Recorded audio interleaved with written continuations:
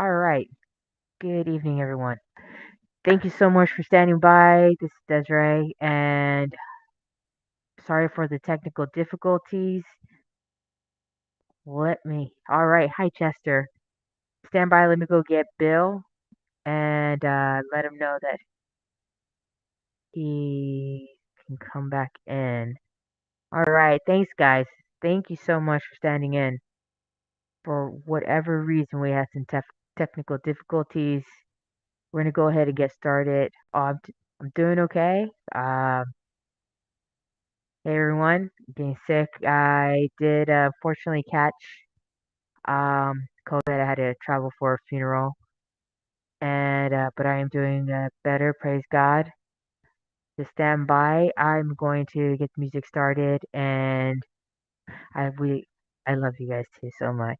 Blessings, and I'm going to get Bill over here. We got a great show for y'all tonight. Thank you so much. Thanks, Mercedes, for letting us know.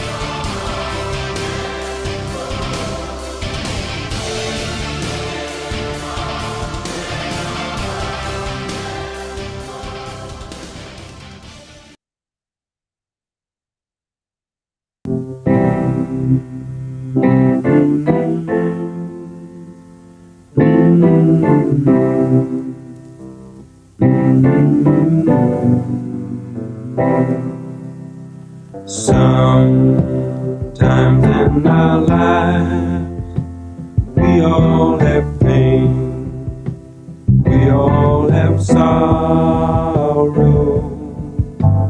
But if we are wise, we know that there's always tomorrow.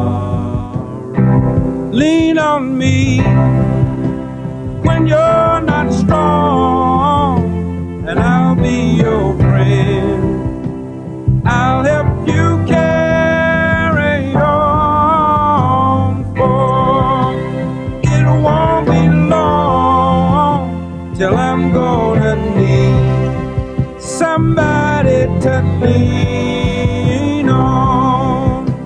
Please.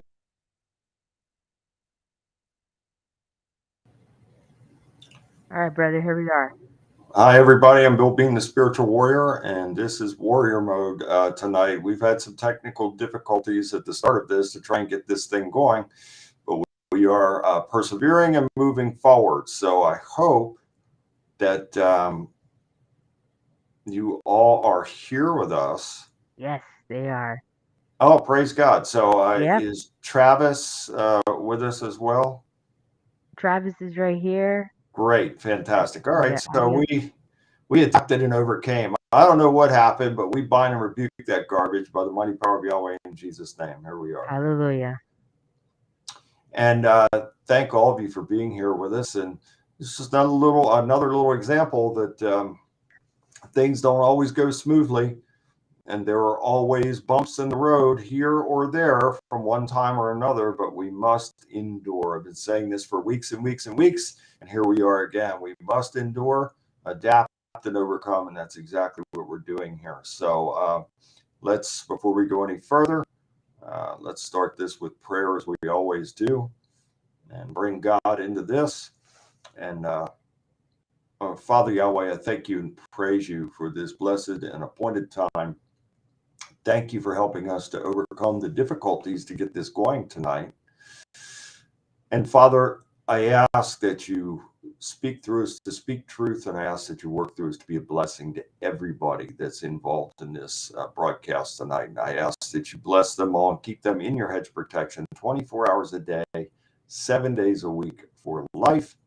And I ask, Father, that you bless them with an abundance of love, peace, joy, good health, and prosperity for life as well. By your mighty power, Father, in your mighty and holy name, in Jesus' name, may it be so. Now, also, a very bizarre thing happened. before we started the show, Desiree and I were behind the scenes, and we were talking for a few minutes, and she was getting the show prepared. I logged off, and when I got out of the room there, I heard like 20. It sounded like very concussive gunshots from like a high-powered rifle. And it's not the first time I've heard that around here. And I thought, okay, I was saying to my wife, I said, okay, is this fireworks? I went over to the window, I looked out, I didn't see any fireworks in the sky going off, but I counted 20 high-powered shots right in the proximity. Wow. So where I live is a wooded area to the west and to the south also, and really and around the building to the east side of the building also. So I find that very bizarre that at, probably 20 after 10, somewhere in that area, there are these types of things happening. Whether it was fireworks or gunshots, it makes no sense. This is Saturday night, August 13th. This is not July 4th. We don't hear fireworks. We only hear fireworks around here on the 3rd and the 4th of July. Sometimes maybe the 5th, people getting rid of whatever they had, but not on August 13th at 10:20 p.m. at night. That was bizarre. I have heard things like that before, and our guest tonight is the legendary Stan Gordon. He is a legend in the UFO field, the paranormal field, the cryptid field. He's one of the leading voices out there and one of the top investigators out there as well. And Stan is, I made him aware of an incident that took place, I want to say 3 or 4 months ago. And I told Des and Travis about this as well.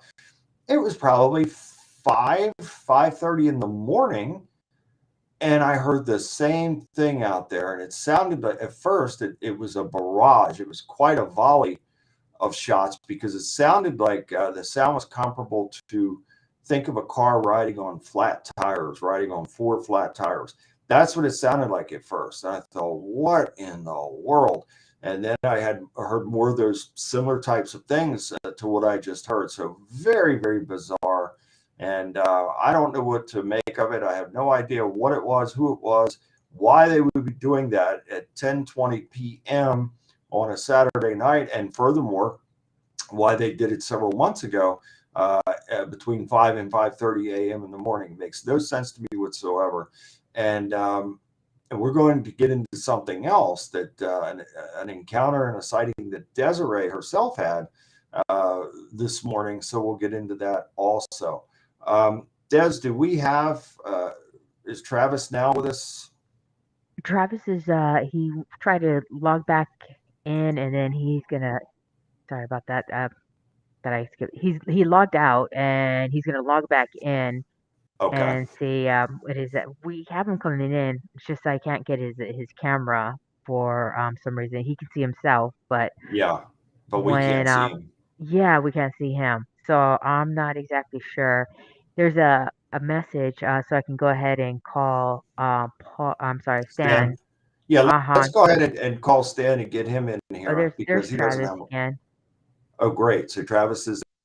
Can you hear us, Travis? Travis? Oops. Excuse me. Don't see him or hear him. Not yet. No. All right, brother Travis. I'm going to try and work behind on the end. And Bill V, just the other information was in our previous show, or our previous stream that we have going on. If you could. Yeah, I'm going to read Stan's bio. Once we get him in here, we'll read his bio. And for those of you wondering why Desiree is wearing a mask, she's been battling COVID. She's over it now, praise God. But her and Leah were very, very ill from this, had a nightmarish trip going to the funeral of her grandmother. There's Travis. Hey, gotcha. All right. Travis, he's frozen. I was going to say, can you move for us, Travis? That's what it's doing on my end. Every time that I try to log on, it just freezes. Yahweh Interesting. rebuke thee in Jesus' name. Depart. We bind and Right, rebuke depart. all demons that are coming from the prince and the power of the air to try and affect the airwaves. Now, I find it interesting. We wanted to not only talk with Stan about his latest book and the latest things going on in the world of the paranormal, but we also wanted to touch on these very things, these frequencies and vibrations that the devil knows how to manipulate and that are being used as not only weapons of war, but used as means to literally, in my opinion, open portals and doorways. So again, we bind and rebuke any demons that are trying to disrupt and cause any type of communication problems through this broadcast. By the mighty power of Yahweh in Jesus' name, I bind and rebuke, cast them out, and ask for Yahweh's giant warrior angels to take them into custody and carry them off and deposit them back into the pits of hell where they belong. And for any human minions out there who might be behind the scenes trying to cause this disruption, I bind and rebuke you as well. May God catch you up in your own nets in Jesus' name. May it be so. Travis, we see you. You're moving now. If we hear you, we've got it 1,000% here. Well, I can see you guys and hear you. So hopefully Praise Yeah, God. good, See good. that? Now Good. see how quickly, again, I want everybody to take note of this. See how quickly when we invoke the power of God over this situation, just like that, there's Travis, and now we can move forward. So don't think for 1 second that the devil does not want certain things to be talked about. And the devil and his demons, they dwell in darkness, and they do not want to be exposed in the light. And so when we talk about these things, sometimes this will happen. But the important thing is now Travis is here. We are moving forward. Des, if you could get Stan on, let's bring him in. I'll read Stan's bio, and then we will go from there. Okay, sounds good. If you could just read message. I am one number short to call him. Are you serious? Yeah, I'm one number short. Okay. This is absolutely bizarre. But again, We must are have some going really to good have to overcome. information. Yeah, it's again, when you are doing work for God and when you speak truth, these things happen. And so let's see. Yeah. Stan, he is waiting for the call, and I am sending the number. Again, that is bizarre. I know I sent that entire number. So I know you did with the bio. Yeah. It's good there to it see you, is. Travis. Thank good you. to see you, Des. All right, All right, the perfect. numbers there, Des, and Stan is waiting. Yep. And as soon as we get him patched in here, then I will read his bio, and then we'll go from there. Travis and I have a long history with Stan.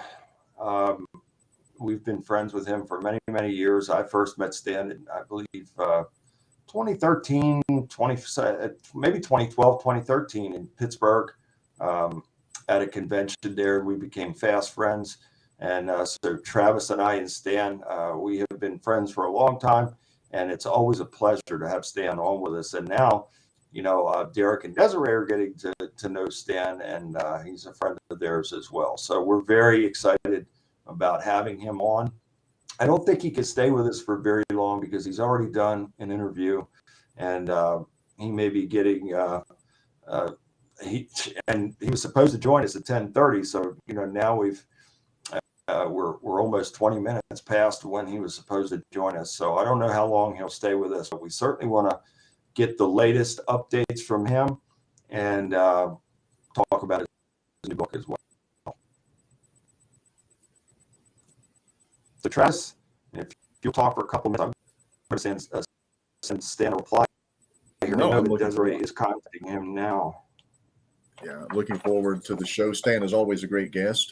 Always brings a wealth of knowledge on any subject in the supernatural paranormal. Absolutely true. And, you know, it's just through that area, through his area, not too long ago, probably 2 or going on maybe 3 weeks now. And whenever I go into that area, of course, I always think of Stan. And I'm certainly always keeping my eyes wide open for any type of paranormal supernatural activity. Now, I did not experience anything while going through there or coming back. However, I did have a sighting of 2 UFOs in Ohio as I was leaving Michigan, coming into Ohio. So I did have strange, bizarre sightings there, but nothing in Stan's neck of the woods, which I'm very surprised. So Travis, this might be a good time while Des is trying to get Stan to talk about the latest in Eastern Kentucky concerning the floods that have taken place there that has been so devastating to so many. There has quite a few still displaced without homes and cars, many thousands, many dead. The new nonprofit that I'm working with, founded by my friend Tanya Charlton, David's Legacy, they were back in Eastern Kentucky today doing cleanup work. They brought supplies down last week. They came back today and put together a work crew, a team to do work, help with the cleanup. And right now what they're doing, the temporary location for supplies is the middle school in Fleming Neon, Kentucky. So they were trying to get all of those supplies moved to another location so they can actually open up the school here in the next couple of weeks. Because as of right now, they have pushed the start of school. Typically, it varies from county to county and state to state, but it does. Typically, a lot of the schools here will have started around August 4th, August 5th. So they've already pushed it back to, I think, August 18th, and that may be pushed even more. Wow. Yeah, it's so devastating. Do we have a Stan, Des? I'm here. Yes. I can hear you okay. Okay, Stan. And Travis, we'll come back to this after after Stan leaves us. Well, I want to come back to this because I'm heartbroken. I'm heartsick for the people of Eastern Kentucky and everybody that has been affected by these floods. And Travis and I and Des also have talked about this off air about how this type of pattern is repeating, maybe not as severely, but yet in some places as severely, all over America and the world. Just unbelievable. So we'll come back to that. But right now, we've got our dear friend Stan Gordon on. And Stan, before we bring you in, I'm going to quickly read your bio or some of it. Stan Gordon is a legend, as we just said, and it's worth repeating. He is a legendary figure in the UFO, paranormal, cryptid, supernatural field, and has been so for over 60 years.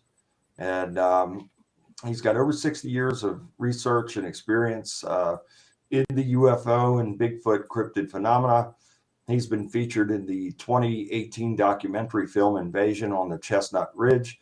He's also been featured in the 2019 documentary Paranormal Bigfoot, along with appearing in a miniseries on the Trail of Bigfoot, which was released in 2019. Stan has also been on Sci-Fi Channel's The Close Encounters series and on Destination America's Monsters and Mysteries in America. He's appeared on the Travel Channel's Monumental Mysteries as well.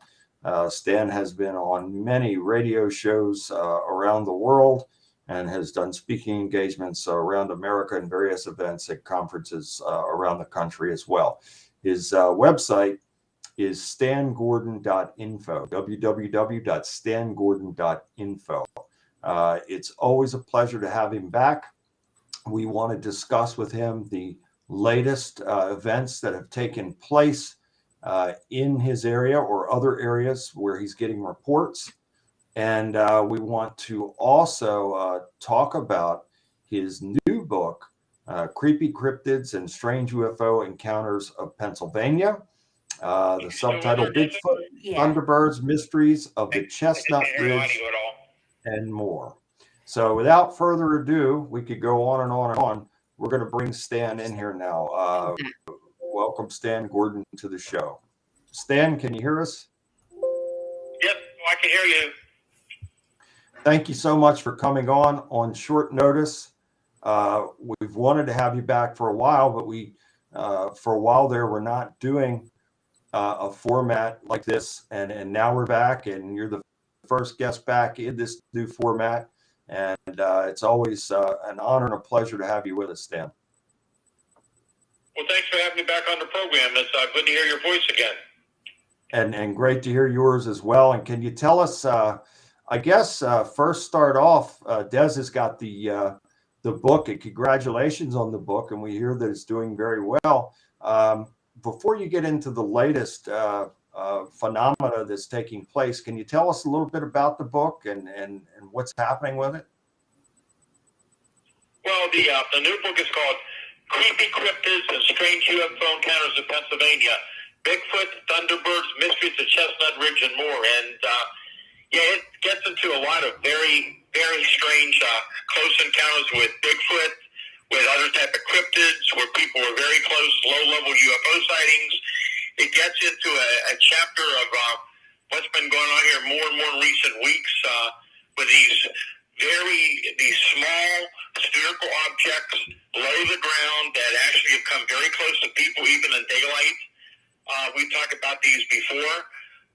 They range anywhere from a few inches to up to about a foot or two in diameter, even though many reports people describe being about the size of a golf ball or a baseball.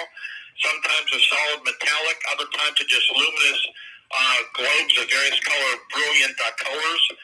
But they're fascinating. I've been investigating this since the 1960s. You're hearing more about them now in more recent years. And it's just amazing whatever these things are. I've had cases of them where they taste vehicles. I've had them enter people's homes and cars through open windows. And there have been instances in the last week where they've come very close to people out in the woods. And we're getting more reports now of these things showing up in more populated areas that are not close to woods. So it's very fascinating what these things are. Plus, we're having a lot of reports for weeks and months of large objects below the ground, not just high-altitude UFO reports, but we're getting some very detailed accounts as well. And this has been going on now. I mean, I get reports every year, all year round, but all last year was steadily busy. And surprisingly, it continued right through the fall and winter of last year into this year, and it hasn't stopped. It's gone this entire year, right through the last few days of reports coming in. And it's been not just UFO activity. We've had daylight Bigfoot sightings. We've had Thunderbird reports. We've had Black Panther incidents. There's so many things going on. It's pretty interesting. Stan, do you recall me? We emailed back and forth about some crazy events that were taking place in my area, and this was several months ago. And in one of those messages I sent to you, I said that it was between 5 and 5:30 a.m. I heard what sounded to be many gunshots, very powerful gunshots, taking place in the woods near to where I live here. Do you recall that message? I remember something about it. I get hundreds of emails. I remember you sending me something. I don't remember a lot of details. I remember something about gunshots and strange sounds. Well, it just happened again. Desiree and I were doing a pre-check before the show started, and I'd say it was probably around 10:20 p.m. I disconnected with her. I got up, and I heard 20 of what sounded to be high-powered shots. And I said to my wife, I said, is it fireworks? I went over to the window and I looked, and I didn't see anything in the sky. And I clearly heard, and she did as well, 20, I counted them, 20 of these types of shots. Now, and I haven't heard them since we've gone on the air. I've not heard them, but it was very, very bizarre. And have you gotten any reports like that where people are hearing, gunfire like that or anything? Or no, that's not been typical at all. We're getting a lot of reports from widespread areas in different counties of people living in wooded areas. A lot of these are from outdoorsmen and hunters, and people are familiar with coyotes and nature sounds. And we're hearing a lot of reports of loud screams and howls and cries and things they could not identify. So we're getting a lot of those kind of reports among the actual sighting reports we're getting as well. Yeah, that's amazing. And Travis, I know you're ready to jump in here. I know you've got a lot for Stan. Oh, I'm just glad to be back on the show. And Stan, thank you for joining us. It's always great to have you here, Thanks for having me back on. it's our pleasure. You mentioned that there's been kind of an uptick in these sightings, especially in the outdoors community. Do you think there's actually an uptick, or do you think that people where everybody was so locked down and not out and not doing anything, that now they're just a little more attuned to what's going on around them than they were before? No, I really didn't see that because, one, my hotline's been open since 1969. I get reports all the time coming in. All year round, we get reports on pretty much every year. The last few years, even through the pandemic, I mean, it just was a continuation of what was going on prior to the pandemic. And I was surprised how the reports are actually coming in during that time from people. But then, again, last year, 2021 was just a continuous series of reports. And then it continued right through this year. And I will tell you that the amount of reports coming in, but also the detail of the reports, the close range sightings, large structured objects, a lot of daylight sighting reports coming in. A lot of people have been calling in the past weeks and months about seeing large, shiny, look like metallic or silver cigar-shaped objects.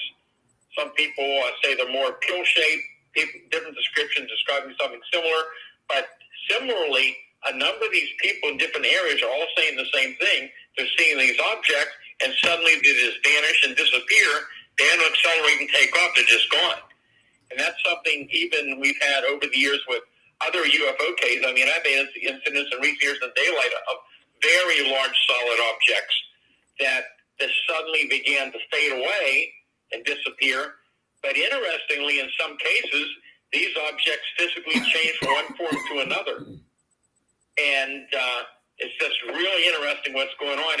And that's what Bill and I think we've all talked about this before, some of the very strange things that I found related to the Bigfoot phenomena. And in fact, that's time I get into the new Creepy Cryptids book as well, that I'm seeing some similarities now between some of the very strange aspects of Bigfoot, some of these other cryptid cases, and then these small spheres of light showing up more and more in areas where we're having Bigfoot activity going on in Pennsylvania. But I understand for the last several years, more reports from throughout the country of similar things going on, where people have active areas where there's Bigfoot sightings in other states, and they're also reporting seeing these odd little spheres of light or other light phenomena. So there's a lot of things going on out there. And yes, I would say there is an increase in activity as far as I'm concerned for the quality of the reports that are coming in just in the last few weeks and months. And Stan, Des sent you a couple of photographs over, and before we get to that, I want to say this very quickly. Bart Carlucci, who is a part of this he's a part of this ministry. He's a part of these shows every week. Bart's in the chat now. He sent me a text a little while ago saying my audio is choppy and it's better now. But what he said, and he's in New Jersey. He was walking his dog at 10 p.m. tonight, and he heard those booms he thought was like cannon fire there in New Jersey. So I find that very interesting that Bart's in New Jersey, a couple hours away, and he heard a similar thing to what I heard. I would say probably 10:20 p.m. Very interesting. Now, Des, I know you have questions for Stan, but also you did send those photos to Stan, so I want to get his take on what he thinks about what you captured there this morning. Sure, Stan, did you get a chance to see the black UFO? But for whatever reason, my software wouldn't let me open up. So I'm hoping we'll be able to figure it out later, but I was not able to open them, but I did get your email. Oh, Isn't that interesting? Well, Des, will you describe for everybody what you saw? Yeah, it was indescribable. It was a black triangle UFO because it's an unidentified flying object. There's approximately about 4. I'm trying to pull up the picture right now. Here we go. 4 lights, as you see underneath here. And you can see. And this is over Baltimore, by the way, ladies and gentlemen. This is over Baltimore City. This is a very densely populated area. Right. I was trying to capture the full moon that we had, and it was at 5:06 in the morning. It was steady there. You see the lights a little. It was not normal. No. It wasn't any plane. You could hear the helicopters, you can hear the plane, you can hear everything else. This was just steady. And the lights were not even flickering as a normal airlines. I've seen UFOs before. I've seen this UFO before and other times. I just wasn't able to capture it. It was right next to the full moon almost. But yeah, And Stan, when you get those pics, they're very compelling. I mean, it looks like a large object. It is not small at all. And I clearly see in the photograph, if I'm not mistaken, what I'm seeing, the way I see it, I see 1, 2, 3, 4, 5 lights like in a cluster. It looks like a center light with lights around that. And there also appears to be some type of shadow-esque form and the structure of the triangle that you could see around those lights. So if I'm seeing this correctly, it looks to me like the lights are coming from the bottom of the object, and it has that clear and distinct triangular form. Would you agree with that, Travis? I would. It's a very interesting image. I'd like to see the original myself, Des, if you get the chance. Oh yeah, I'll send it. And I wanted to make sure to keep it as authentic as possible because I don't want anyone to say it was error, but I couldn't resist to take a picture since it was there for so long and it was just like hovering, I guess. It's an amazing picture. And Stan, if you recall, you and I have had back and forth dialogue on this as well about me telling you of my regular sightings of these triangular craft that come over. So Desiree lives in Baltimore City. I live in Annapolis, which is probably 30 minutes south of her. So I'm in between Baltimore and DC. It's like a triangle. And so I have regular sightings of a triangle shaped object that is black, that has these lights. It's one light on each end and then a red orange light in the center. And sometimes it has other lights on the bottom of it as well.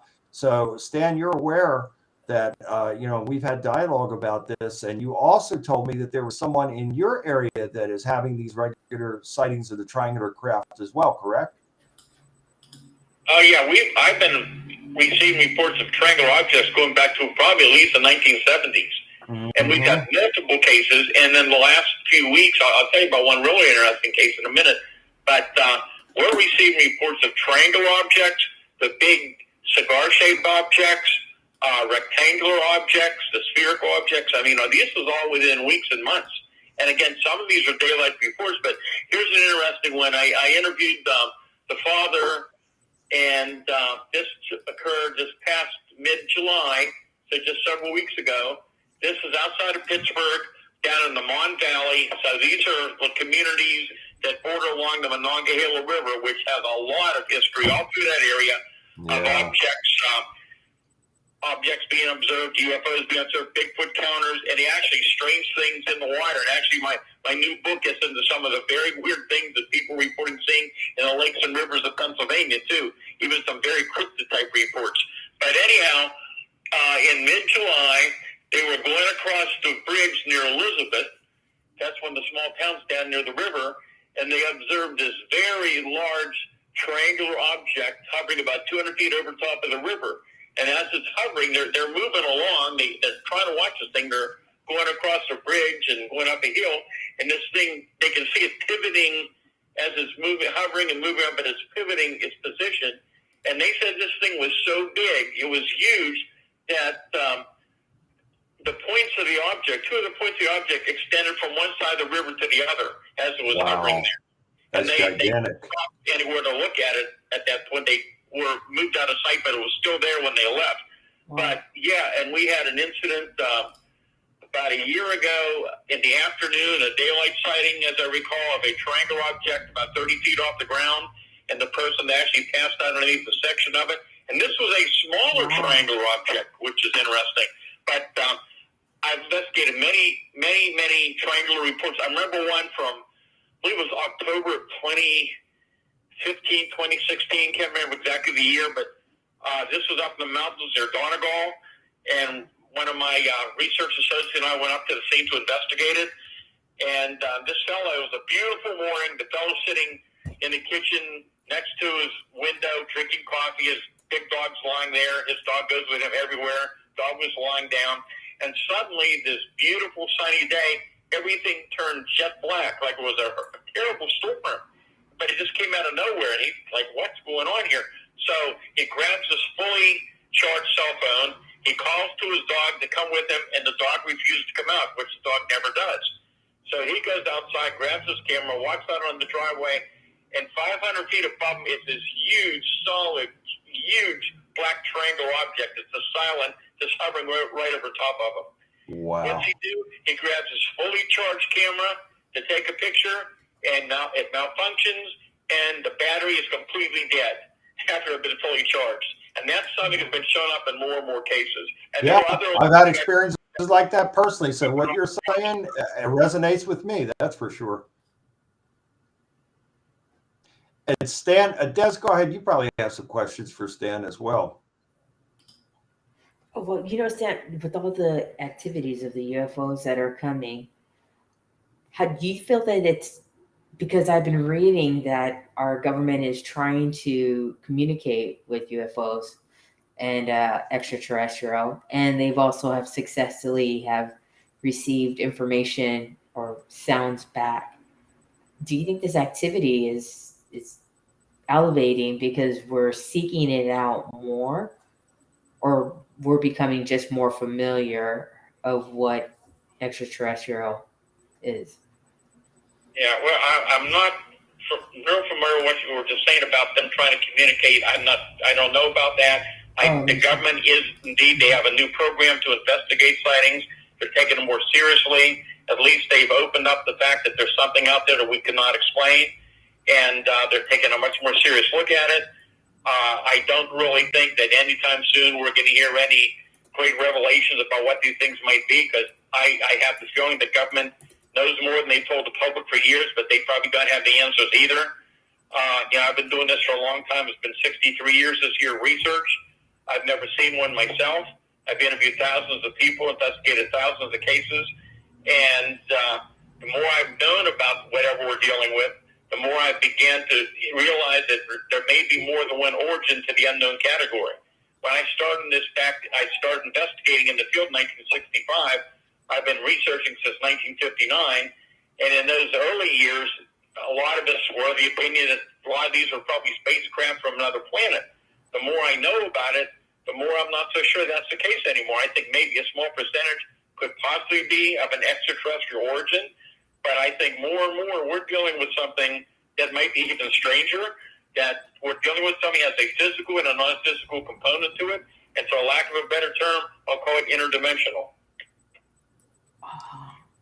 Makes sense. And we have something here from my dear friend Todd Smith, who's been on this show several times as well. We're going to have Todd back again soon. Todd is in the Rochester, New York area, and he was saying that two different fishermen saw a craft recently rise up and out of Lake Ontario. Stan, have you got any reports from that area?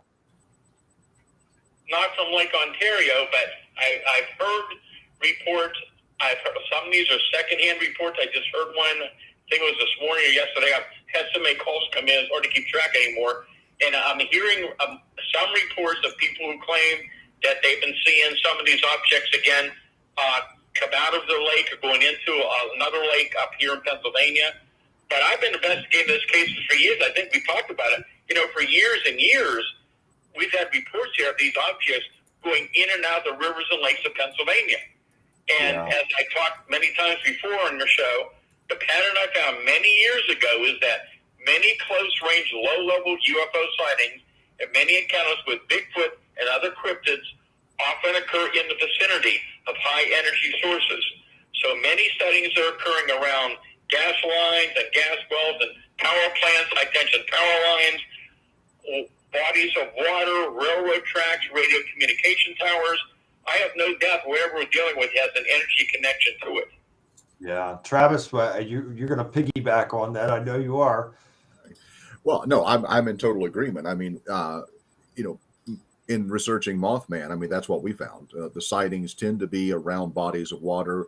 Lon Strickler is doing his investigations there in the Chicago area, the Great Lakes area. We were there at the convergence of the Ohio and the Kanawha, but it wasn't just natural energy. You had power plants there that were generating massive amounts of energy. So I am in total agreement with Stan that what we're dealing with here, whether it's extraterrestrial, whether it is interdimensional, whether it is future backwards, whether it's supernatural, the energy component is, I think, one of the most obvious connections to all of these paranormal supernatural sightings. I think the energy connection, I don't want to say the energy grid, but that energy connection is definitely the crossroads for these things. Yeah, absolutely. Yeah, and again, we talked about historically about some of the electromagnetic effects that have been shown up more and more in these cases, and it's fascinating. And going back, even to the 50s and 60s, we used to hear those reports of these large solid objects, appear to be solid objects, that would come down low over vehicles, and there would be sometimes that the headlights would dim, or the vehicles would lose power, and the objects would take off, and they would gain their power. But while a lot of people have never heard is the fact that we also have these incidents with Bigfoot. It's not that common. It's been reported in Pennsylvania and across the country. You rarely hear about it, but there have been instances where a Bigfoot walks out in front of the vehicle, and when it's close to the vehicle loses power, the creature walks off, and they regain the power. And then, again, more and more with people trying to take pictures. And yes, we are getting some game cam pictures in. We're getting some security footage in of some of these small spheres of light and other things that are being taken. But there are instances more and more where people have attempted to take pictures of both UFOs and Bigfoot or other cryptids, and their normally well-functioning equipment suddenly malfunctions and doesn't work at that time, or their battery completely loses its charge when they were fully charged. So that's kind of interesting as well. And we just had another incident this week. I just put out a large article about the recent sightings going on around here and the small spheres of light. It's on my website at stangordon.info. But one case was really interesting that, hold on a second here. I want to see if I have this here. I can tell you about it. Hold on a minute. This was up in Greene County, outside of Pittsburgh, and this was August 9th. That was just earlier this week, and actually that morning, I received a report at 2:30 that morning outside of Latrobe, PA, so again, not that far from the Chestnut Ridge we talked about many times, which is probably one of the most active areas in the country here in Pennsylvania for UFO and Bigfoot and cryptid encounters. That's been very active this year. But anyhow, there was a low-level sighting around 2:30 in the morning. The person happened to look out the window. Here's this large object, reddish-orange, round, very, very bright, hovering a little over the tree top level with a series of green and blue lights at the bottom of the object. But that evening, up in Greene County, a man happened to look out his window, and 20 feet away, there's a 10-inch diameter yellowish white sphere.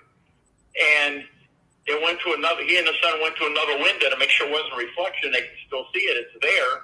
And they grabbed a phone camera, fully charged phone camera, and they tried to get a picture of it. They could not see it in the viewer. And they could see the surroundings, but not the little sphere. Yeah. And they grabbed another, just a plain digital camera, and the same thing. They couldn't see it in there. They could see the trees. They couldn't see the sphere. And then, interestingly, they had I believe it was an old SLR film camera that unfortunately wasn't functioning, but they looked at the viewfinder, and guess what? They could see the sphere and the surroundings. So there's something interesting about the difference in electronics there and how it was able to perceive the object. And Des, what would you say to something like that? It's just very interesting that it's almost and I've had personal experiences to where I felt like the object that I was witnessing did not want to be photographed or videotaped. And so, Des, what would you say about that? Oh, Oh, I I absolutely absolutely agree agree with that. with that. There's been Been many many times I've times seen, I've seen, even growing even as growing a up as kid, a kid, I was over was there over by there by Edward Air Force Air Force Base, Base, and I used and to I used to see see UFO. I didn't UFO. know I there were didn't know there were UFOs back UFOs then, back but then, all but the time, all the time, and and it is it's it's frustrating frustrating because because even with even with my my iPhone iPhone 13 13 and with the and with zoom the zoom lens lens and and trying to trying to capture capture supernatural supernatural or things or that things are that are phenomenal, phenomenal, um, um, it it always always seems seems there's this there's this interference interference of being of being able, and able, and it's what you can see you with can your see with your eyes eyes versus what you versus can what you can capture in your capture in your camera camera or at that or at that moment. moment. Um, It's obviously it's with a obviously with a purpose. purpose. I feel I when feel we when are we able to are able to capture capture something, something, it's it's because it's because it's allowed, allowed, or maybe or we maybe are we just a are just stroke a of stroke of the luck luck to do to so. do so. But Yeah, But makes yeah, sense. I I agree, agree, 110% 110% agree. And do agree. you find that as well, Stan, in some of these cases to where, like Desiree's saying, and I personally have experienced it myself, to where you're trying to document the object and either the device just shuts down, the power's down, the battery dies or drains, or it just seems to be impossible for the person to be able to focus on the object to document it. Well, it might even be more than that, and I'm not ready to talk about it too much yet, but I'm starting to find a lot of very interesting patterns and more cases where whatever we're dealing with, it seems at times to affect not only the electronics, the instrumentation, but can affect the person themselves, the physiology, and also it seems as though it can interact with the immediate environment at the time, where things look different. The people sometimes act different. It's very, very strange. And I'll give you another example here. Another one of these small sphere incidents. This was up outside of Ligonier, PA. This was just the end of July. But other people reporting similar things. And around 3 o'clock in the morning, persons awakened, observed a small, bright blue ball of light about a foot in diameter. It's about 8 to 10 feet away from the bedroom window, bobbing up and down. And I asked this person, I said, well, have you tried to get pictures? And the person said to me, she said, when either she or her husband has seen it, she said, they can't explain it. But all of a sudden they get extremely tired and they just go right back to bed. They have no idea why. Yeah. Wow. Yep. And again, and Travis, I know you're going to have something to offer on that as well. I understand it. Believe me, I understand how this works. I've documented a plethora of images, and at one point in my life, between 1995 and I'd say probably 2003, I had shot over 16 hours of video footage of these objects. And so I know what it's like. I've documented a lot, but there's also been times to where my equipment malfunctioned or shut down or batteries died or whatever it may be. So go ahead, Travis. Sorry, I was going to drink a water. That was perfect timing, right? It was. I had a coughing fit there. No, I mean, I think when you look at what Stan's talking about and some of, and even I think probably 6 months ago, Bill, you were sending me pictures of something that you were taking pictures as we were talking. Yeah. Yeah. And the pictures that I was getting had absolutely nothing on it. I wasn't seeing what you were seeing. Well, at that very moment. And that is something that has become, I think, a lot more commonplace in the field as people are investigating. We carry more electronic devices on us now than we have in decades. Cell phones, laptops, Bluetooth. I mean, we're walking transmitters at this point. And it's a lot easier, I think, for that type of, as someone said in the chat, frequency manipulation, that energy manipulation. Correct. It's a lot easier for that to happen to us now than it was in the past. Yeah, I completely agree with that. And it goes back to frequency and vibration. And Stan has mentioned that in this interview, and we talk about this all the time. And if you want to take it to the Bible, the devil is a prince of the power of the air, and that means airwaves. So he knows how to manipulate the frequencies and vibrations. And all life is based on frequency and vibration. So I find that, and this is strictly my opinion, I just feel that we're headed for something, and I don't know what, and I certainly don't want anything bad to happen. I pray against those things. But I've had this really bad thing for the last few months now. And Stan, has there been any people that have been witnessing these things? Have they also included a feeling of dread or a feeling of something momentous happening to mankind? Not a feeling of something's going to happen to mankind. And the majority of people, each case is different. Each personality is different. I can tell you many of the people I interviewed, even in recent weeks and months, are people who had never seen anything before. Most of them didn't believe in the existence of UFOs or Bigfoot or whatever they encountered.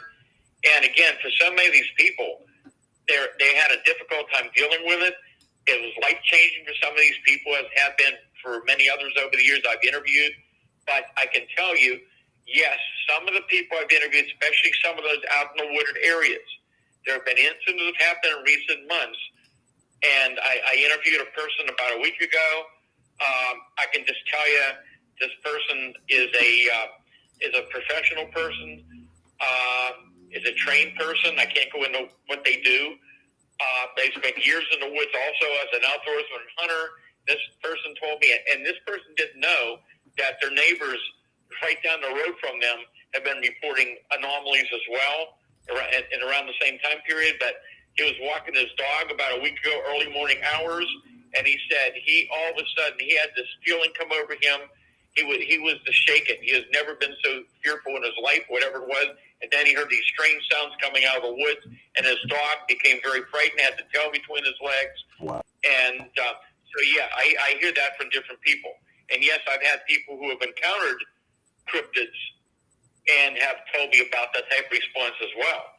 But once again, what we're dealing with is so strange and so unusual that I think it's far beyond our present understanding right now to figure out what's going on. It's so strange. A lot of it just doesn't make even any sense. Why it's even happening? But it's been going on for a long time. You know, I wrote about some of these things back in the 1970s. Yeah. And now we're hearing more and more about this from around the country and around the world. And it's happening more and more. I saw a very interesting video yesterday from Turkey. And I don't know the exact date of when it was captured, but I came across the video yesterday, and it had a recent date on it. And this footage was supposedly shot in the mountains of Turkey, and it showed this gigantic white shaft of light that was coming down from the sky. I've seen beams of light come down before. There are scientific terms for clusters of beams of light that would come down, but this was a gigantic shaft of light that was coming down, and supposedly, according to those that documented that, they said that it remained there over 3 hours, and this was in the mountains of Turkey. So if in fact there it is right there, yeah. And so if in fact there is truth to that, and this is not a CGI or whatever, and I saw the video and it looked genuine to me. But if this is in fact true, you got to wonder, is this something that God is doing, or is this something that programs like Project Bluebeam would be doing and testing out? Have you heard any reports of these large shafts of light, Stan? No, I'm not getting those kind of reports.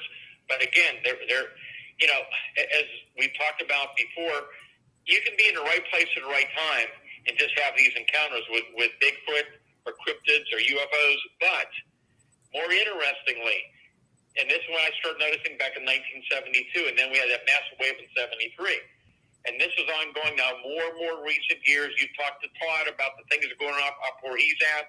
Yeah. You had specific geographical locations, these certain properties that, for whatever reason, this phenomena seems to focus on. Some of these places have a long history, and in some cases I'm aware of, it seems like it just suddenly begins, and you have this outbreak of paranormal events. You have Bigfoot encounters, creature encounters, UFOs, the small spheres of light, apparitions, all kind of strange things, and these sometimes go on for weeks, months, or years. And there are areas like this. We know of several up in Pennsylvania that are active. There's a new one that's investigated in recent months where it's ongoing all the time. As recent as last night, we heard investigating team up there and things are going on. There's been some amazing incidents up there over the last several months that I think you'll be hearing more about in the near future, where some of the investigators, so I know we're very skeptical of these reports, this one particular evening, and there was quite a number of people there, and they were very, very shaken when these small spheres came up with his feet in them. And these things are going on. And why Now, is this Chestnut Ridge area? Answers? I don't think anybody has the answers. Stan, is that the Chestnut Ridge area? That area, it's an area they're calling an Area X right now. Okay. It's on private property. They're not disclosing where, but it is in Fayette County. And so the areas along the ridge in Fayette and Westmoreland County certain areas are very active. Mother's Day afternoon on the Westmoreland County side of the ridge, a woman was taking a walk, and all of a sudden, I think it was within 30, 40 feet, an 8-foot-tall Bigfoot came out of the woods, never looked at her. She saw it from head to toe. He kept walking and walked off into another area of the woods. Her dog just stopped and started whining, and she was pretty shaken over it, but she had a very, very good sighting. And I'll say, just think about that for a second. Think about that for a second. You know, this lady is walking, and now she's suddenly encountering something like this. She's not going to outrun it. So I can't imagine the sheer terror and panic that she was experiencing at that moment, realizing that at any moment, if that creature decided to become aggressive, there'd be nothing she could do about that or that dog. Well, I can just tell you this, Bill. Of the hundreds of Bigfoot sightings I've investigated over the years in Pennsylvania, and I've interviewed hundreds of people who have seen them. And many of these sightings, and I talk about that in Creepy Cryptids, some of these sightings, people were within 5, 10, 15, 20 feet away from these creatures. And I mean, they were detailed, close-range reports. And some of these cases have some strange elements to them as well. But the whole thing is this. As all these people said to me, if these things really wanted to hurt them, they easily could have done it. They could have outran them. I mean, what they do on occasion, they'll throw pretty good-sized tree limbs. They'll throw pretty good-sized, like small boulders or big rocks towards people. And the people said to me, they said, it was so precise how it was thrown that as though it purposely didn't want to hit them. It just wanted to scare them away. And but again, of the reports that I've had, it's not a common thing at all for these things to come after somebody and hurt them.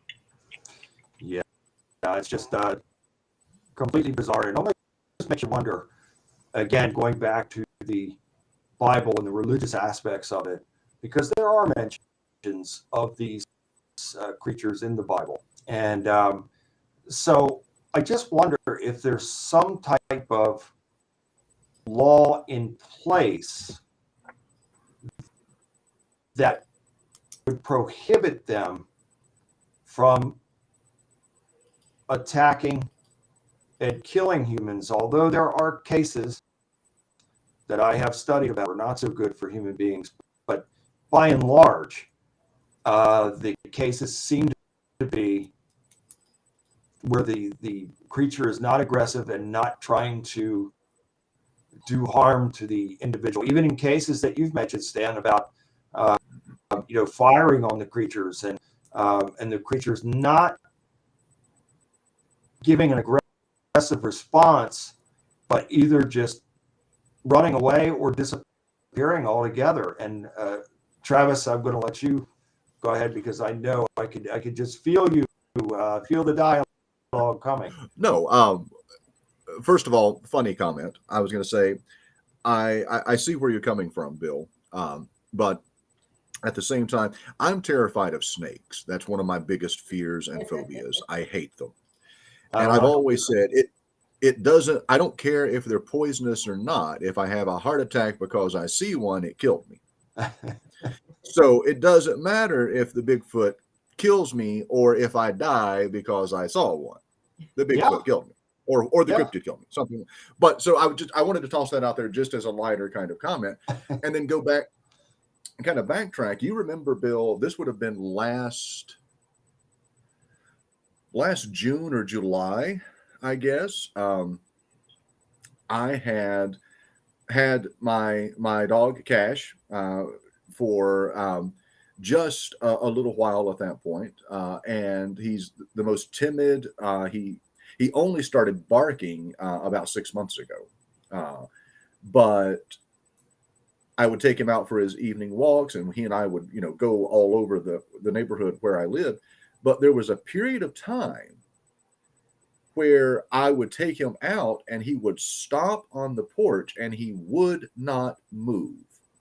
He would cower down, he would sniff the air, he would growl just a little bit, and then he would turn around and want to go back inside. I remember that. And it was very odd. He still does that from time to time. Now, we've never seen anything when we do our evening walks or anything like that, but animals are extremely sensitive. Kind of like that old saying, I trust a dog if it doesn't like a person. Correct. Yep. It's true. And Travis at that time was in London, Kentucky. And have you gotten any reports out of there over the last year or so in that region? I've heard stories, but once again, I focus mainly on Pennsylvania because there's so much ongoing activity all the time. And yes, I do hear reports from around the country. I know I've heard stories from Kentucky, but I have not heard anything in particular about that area. But what you just mentioned about the animal reactions, that's something that, I said to you, I've never seen a Bigfoot or UFO, but I have seen the animal reactions because many times, especially during that wave of 73 and 74, my teams were on the scene of many of these Bigfoot incidents within minutes to hours after they occurred. And we saw the animal reactions.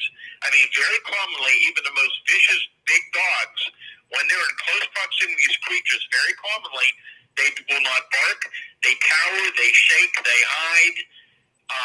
Sometimes for days they won't eat properly. That's something that's been reported. But we've also seen reactions in like cats and horses and other animals on farms as well. But the dogs is the most common scenario we've seen with the animal reactions. That's very common in many cases. Yeah, no doubt. And Des, what do you think? Have you had or heard any stories or had any interactions like what Travis was describing with his dog? Well, I used to live out in Antelope Valley. Oh, excuse me. Can you guys hear me? Yeah, It's okay. an echo. I had a. Is there still an echo? No, you're good now. Got it? Okay, great. Excuse me. I lived out in Antelope Valley, and we heard a lot of strange noises at night. I do, just like Travis had said, I do, if my dog or an animal doesn't trust a person, I take their intuition and for that as well. Yeah. I have heard some strange noises. This was before I met you, Bill, and Travis, and Woo with Kevin and everybody, and learned about cryptids and UFOs. So a lot of the strange noises now that I know as an adult were not coyotes or were not noises that we just kind of like, oh, it's just a coyote or Yeah. something. No, they weren't coyotes. I've heard some really strange noises. I've seen some dogs that yelp and cry. It was really disturbing. So yeah, it is interesting. And I do definitely to pay attention to an animal's response. I've experienced more here in Maryland, in this region, and I think I was talking to you, Bill, about it. I was like, of all states that I moved to, of places that I've been to, I would move to an area where there's more UFO sightings that I've seen. Bigfoot and all this other what would you call it? Like species. Yeah, it's all this related phenomena. And Stan, would you say, based on the reports that you get, do some of these people feel that it is spiritual in nature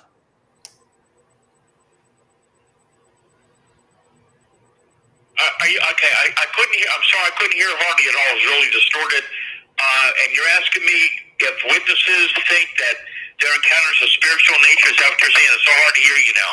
Yeah, some of it. Can you hear me now? Okay, Stan. Wow, we bind and rebuke the devil trying to disrupt this in Jesus' name. Some of No, your I'm hearing you. some of your reports. There's a lot of distortion in it now, Bill. But most of the people I talk to, they really don't know what it is. They're trying to find out, figure out what they saw. But most of them, I mean, some people have their own personal feelings. You know, some people feel that might be spiritual in nature.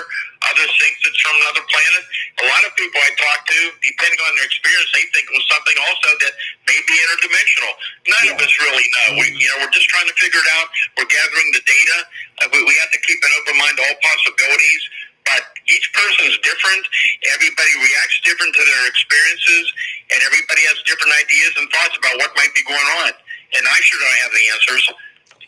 Yeah, and I applaud you though for being there on the front lines and being there to receive these reports and then investigate them as well. I mean, that's a very arduous task to say the least.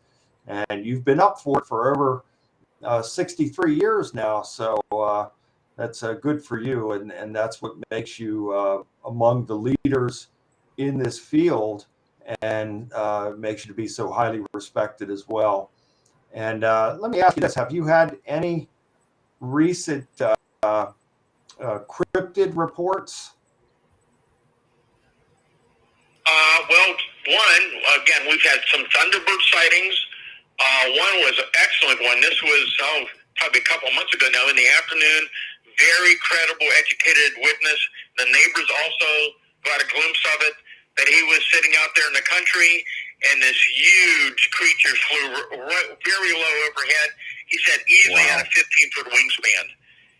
And over the last few years, we've had a number of Thunderbird sightings from across Pennsylvania.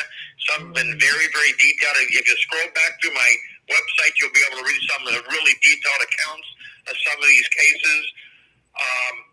Two of them were really interesting. One was down to the eastern part of the state, outside of Philadelphia, and I don't have the case up right now. It was very involved, but anyhow, it was in daylight. This person was in a parking lot waiting for an appointment, and all of a sudden she was on the telephone with a friend, from what I recall, and all of a sudden this great big shadow came down right over top of her vehicle. She thought it was an airplane getting crashed, and realized she sees this huge flying creature, and it's going up apparently to the roof of the building she's going to, and she's telling her friend, I just saw the biggest bird I've ever seen in my life. I'm going to try to go over and get a picture.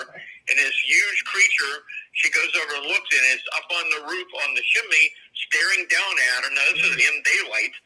And all of a sudden, she realizes that this thing is about ready to come down on her, and she starts running. This thing, I believe, was about 8 feet behind her when she turned, and she literally just pushed in the door of this private office to get away from this thing. And but apparently it was very close, and this thing just turned and looked directly, made eye contact with her. It came down within feet of her, and it's a really interesting case. And then several months later, in the other part of the state, another person in daylight told me almost the same identical thing, how this huge flying creature in the afternoon came down within, I think, 7 feet, turned his head and made direct eye contact with that person as well. Two very strange reports. Yeah, and I just can't help but think that we're going to have more and more of these types of reports and encounters as time goes by with the things that are taking place in America and the world. I do believe, in my opinion, it's connected. But Des, do you have anything else for Stan? And Stan, I want to thank you, because I know you told me you only wanted to stay for 30 minutes, and now we've kept you for an hour. And I'm sorry for that, but it's always great to talk with you, because there's always so much to talk about. And thanks for having me on. It's not a problem. I'm still wide awake. Well, I appreciate it. And I know Des has something for you. And I know Travis will have something for you. And then we'll wrap it up and let you get some sleep. So Des, go ahead. I was going to ask Stan, is there like a particular hour? I mean, I've heard you talk about daytime, um, with the cryptids and is it the Thunderbird? That was like I'm learning so much from Yeah, you. that's what it is. I The Thunderbird type of The sighting. Thunderbird. And when I met you guys, I thought Mothman was just a myth, and I Mhm. thought Bigfoot was, yeah, you guys, I thought it was a myth, but it's not. This stuff is real. But is there a particular time of the day or, the hours that makes a difference or makes more vulnerable than others? Because on TV, you see that everybody looking for them at nighttime mostly, or they in your experience, is there a particular hour of the day? Bill, I'm sorry. If she's talking to me, she's completely distorted and it's echoing, and I can't understand a thing. I'm sorry. Well, I'm sorry, Stan. And what Desiree was saying is with the Thunderbird sightings, is there any particular time of the day where it seems to be more prevalent than other parts of the day or evening for these types of reports and sightings? Surprisingly, many of the reports are in daylight, and they're pretty fascinating reports. And when we talk about the subject of Thunderbirds, a lot of the reports over the years have been described as this huge flying creature, generally dark brown or black, something similar to a large, oversized turkey vulture, but we're talking 10 to 20-foot wingspan. Yeah. And just like with UFO sightings, it's very difficult to judge altitude and size. But we've had some of these cases where these huge flying creatures have been very low to the ground or actually on the ground. So we've had incidents where they've been on the road eating roadkill, blocking vehicles right in front of them, and had their wings out. We had one case I looked into years ago in neighboring West Virginia. It was on a 2-lane road early in the morning, and this guy had to hit his brakes hard because here's this huge creature. It was at least as tall as the top of his vehicle, and he's walking this thing, flap its wings, trying to get off the ground. It's hopping from one leg to the other, trying to get off the ground. It's so heavy, and finally it does. But as it's flapping its wings, he can see the wingtips. There's dust and dirt and gravel going up at the end of the road on both sides. He went back the next day to measure it. It was 21 feet across.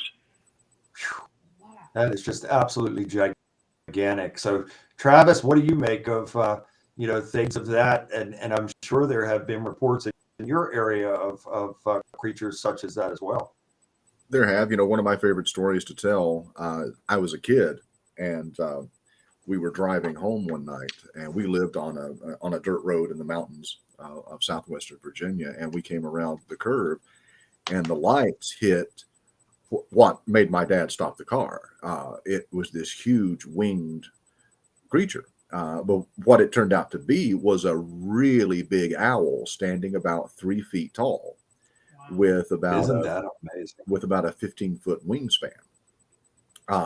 So I mean, I think there's still things I think that in nature that exist, like the Thunderbird. The Thunderbird stories fascinate me because they've always been tied into Mothman. They're tied into the Jersey Devil. They're tied into all of those things. Yeah. In the two stories that you mentioned, Stan, there was one thing that I wanted to ask you, and this does tie back into my Mothman research.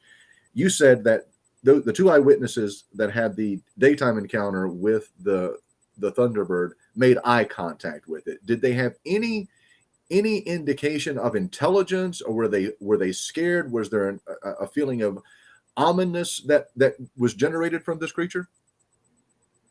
I remember the one case where it came down within feet, and this, as I recall, I believe this person said the eyes were a fiery red, and it was very, very fearful for that person in daylight. I remember that. But I wanted to go a little further. When we talk about the Thunderbird sighting, so I gave you the one description, but there's different categories where there's multiple witnesses in different categories. So you have one of this huge, oversized flying creature. Then you've got another category of these huge, featherless, leathery, almost like huge, giant black bats that are being reported. Wow. And then you've got this other category of these even stranger reports. And again, very credible people I've interviewed. Some very educated people, very reluctant to even tell me, but some of these people swear at close range in daylight they saw something prehistoric that looked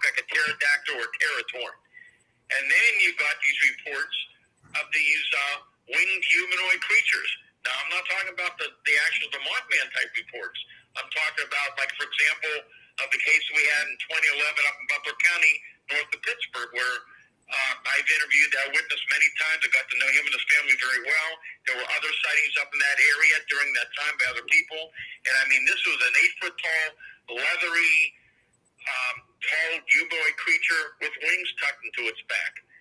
And it was and this person said to me, he said, I've heard stories about Bigfoot. He said, this thing wasn't a Bigfoot. It had claws. It was leathery skin, kind of a tannish leathery skin, had wings on its back. And it was a very strange report. And there's supposedly been other sightings of it in recent years up in that area as well. And so it's stranger and stranger. And by the way, I know you're interested in Mothman.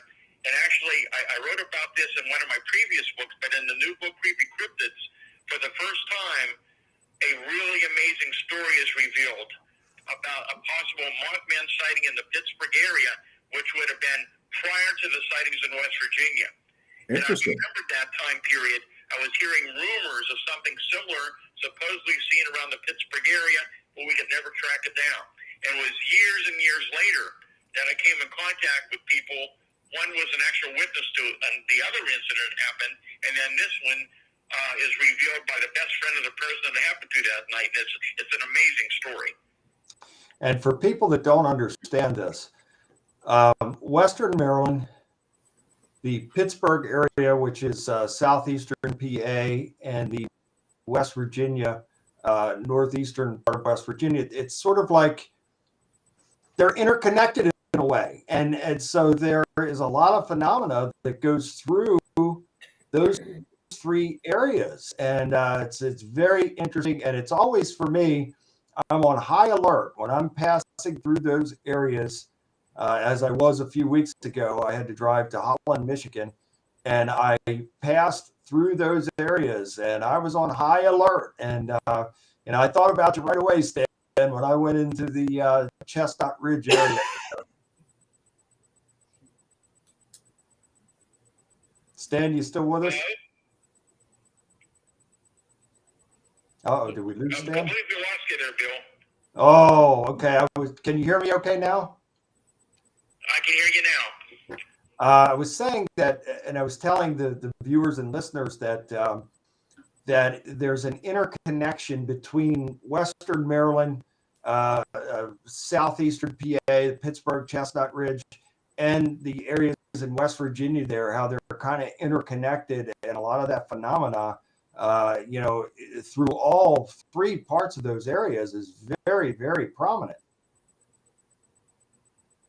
Oh, yeah. Well, now the Chestnut Ridge area, again, which is very active, it goes through Westmoreland, Fayette, Indiana County, and southwest PA, and extends down into outside of Morgantown, West Virginia, into Preston County for a few miles. So, yeah, there's a West Virginia part of the ridge as well. Yeah, and I was mistaken. I said southeast. It's southwest. That's right. It's southwestern PA, and it's very. I'm always on high alert when I'm passing through that area. And Travis has kind of lived. Travis has been deep in Virginia, but also in Kentucky. And Travis, now you're in Tennessee, right? No, I'm back in Virginia living. I'm working in Tennessee, and actually, I'll be finishing my master's program in Tennessee.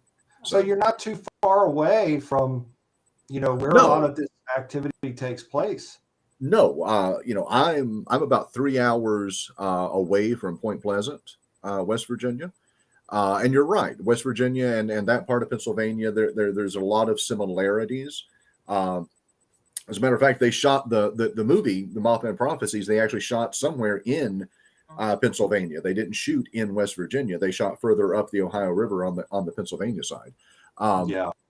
But there's a lot of, and this area, West Virginia, that part of Pennsylvania, Tennessee, these areas very, very highly impacted and influenced by Native American culture, Native American history, Native American folklore.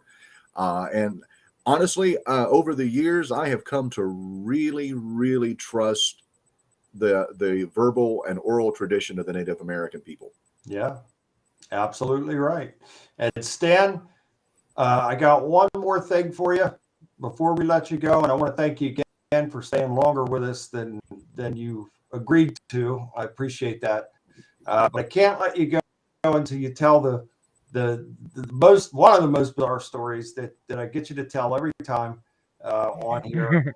And it's certainly worth repeating because that goes down as one of the more bizarre stories in your case files, and that's the story of the UFO that landed and then the two Bigfoot creatures coming up the fence line.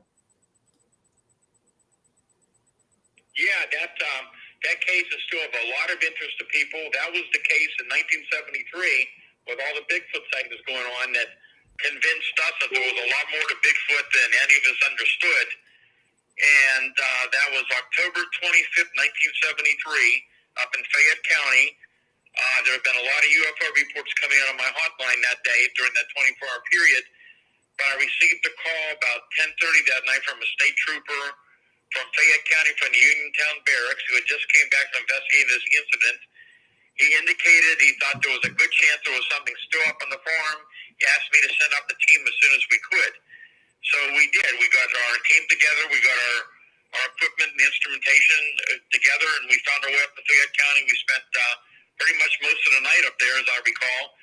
It turned into one of the weirdest, strangest cases ever documented. It's way too long to get involved in here, but I'll give you the basics of it. If you go to my Silent Invasion book, I think you read it.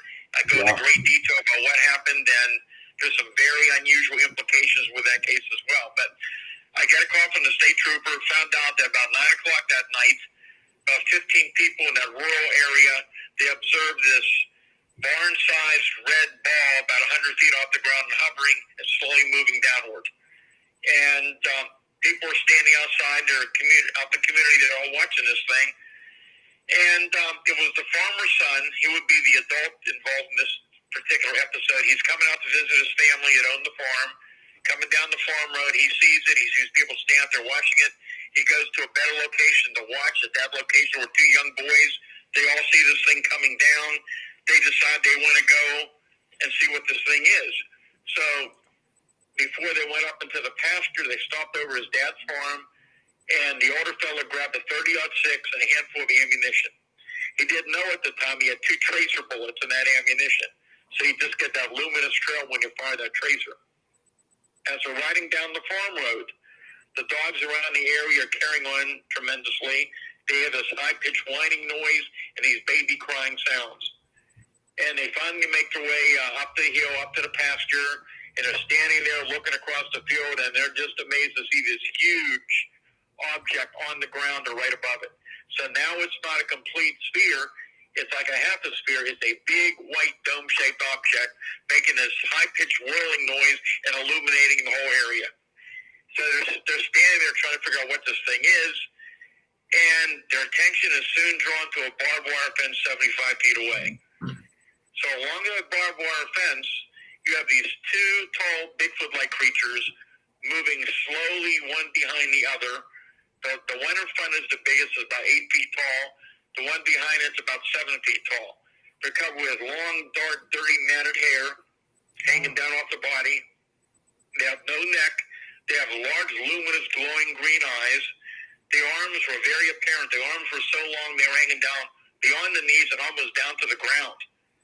And the one kid, so frightened, he ran out of the field. And the other young fella yells to the older fella, "Shoot at him, shoot him." So he fires his first shot. He fires the tracer. He fires over their head, and there's nothing, no response. But he fires that second tracer.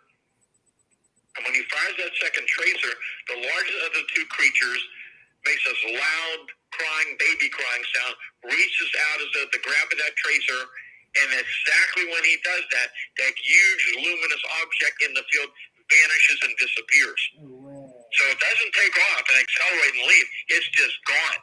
Yeah. So most of the luminosity is gone. The whirling sound stops. The creatures turn around, start walking back along that barbed wire fence towards the woods. So now this fellow's using live ammo from his 30-06.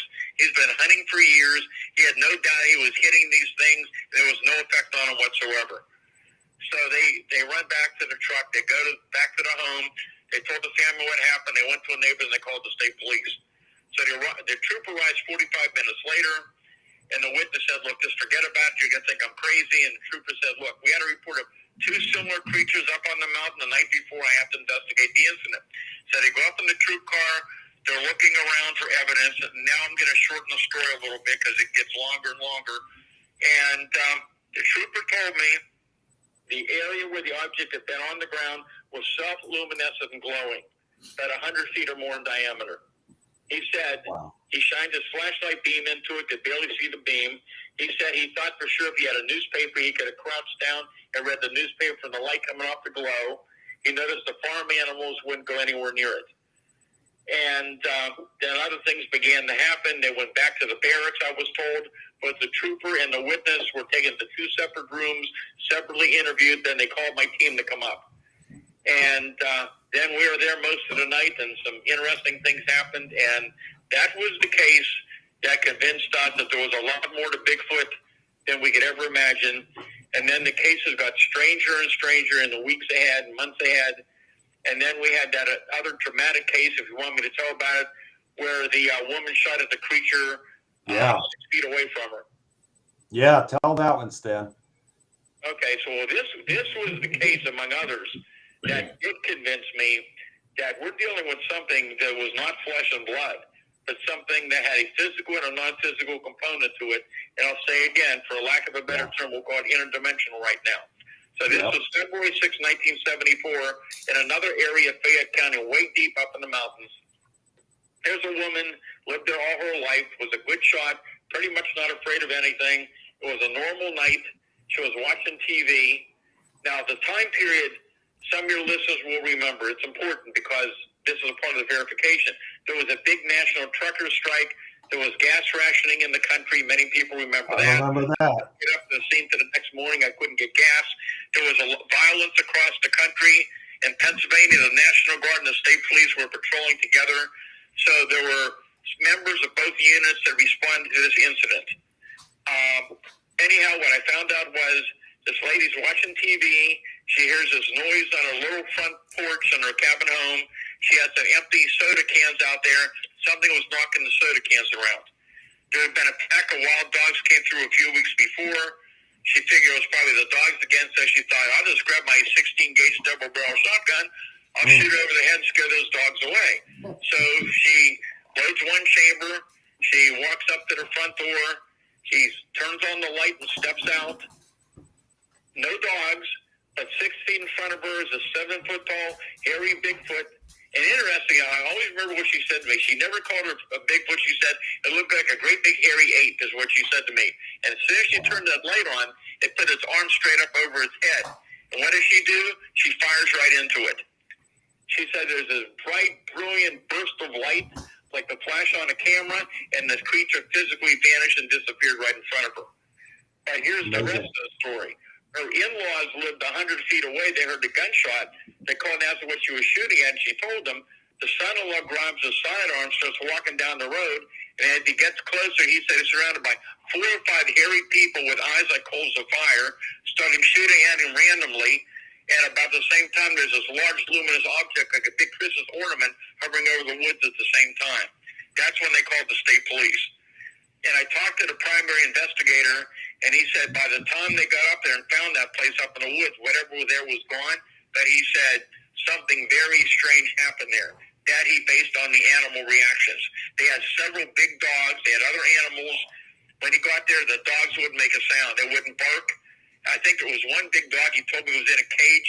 He tried to get that dog out. The dog should have ripped his arm off. The dog wouldn't even move. I think it was an Eskimo Spitz, if I remember. And there was other things going on out there. He said the witnesses were very, very shook up, very, very credible. And he felt that something very strange did happen. When I got up early the next morning with my team, the animals were all back to normal. The dogs were all barking. Just amazing. And again, that is confirmation right there that these creatures are every bit as much supernatural as they are a flesh and blood type of creature. So with that, Stan, I want you to tell people how they could get a hold of you and how they could get a copy of your new book. Yeah, they can go to my website, there's a lot of information on there, and there's a new report just posted today about a lot of the more recent activity. So then go to Stan Gordon, GORDON.info, I-N-F-O, StanGordon.info. My contact information's on there. They can reach me by phone, and I deal a lot mainly with PA, but I do hear from others. My phone number's on the website. The email, the best one to reach me is paufo@comcast.net.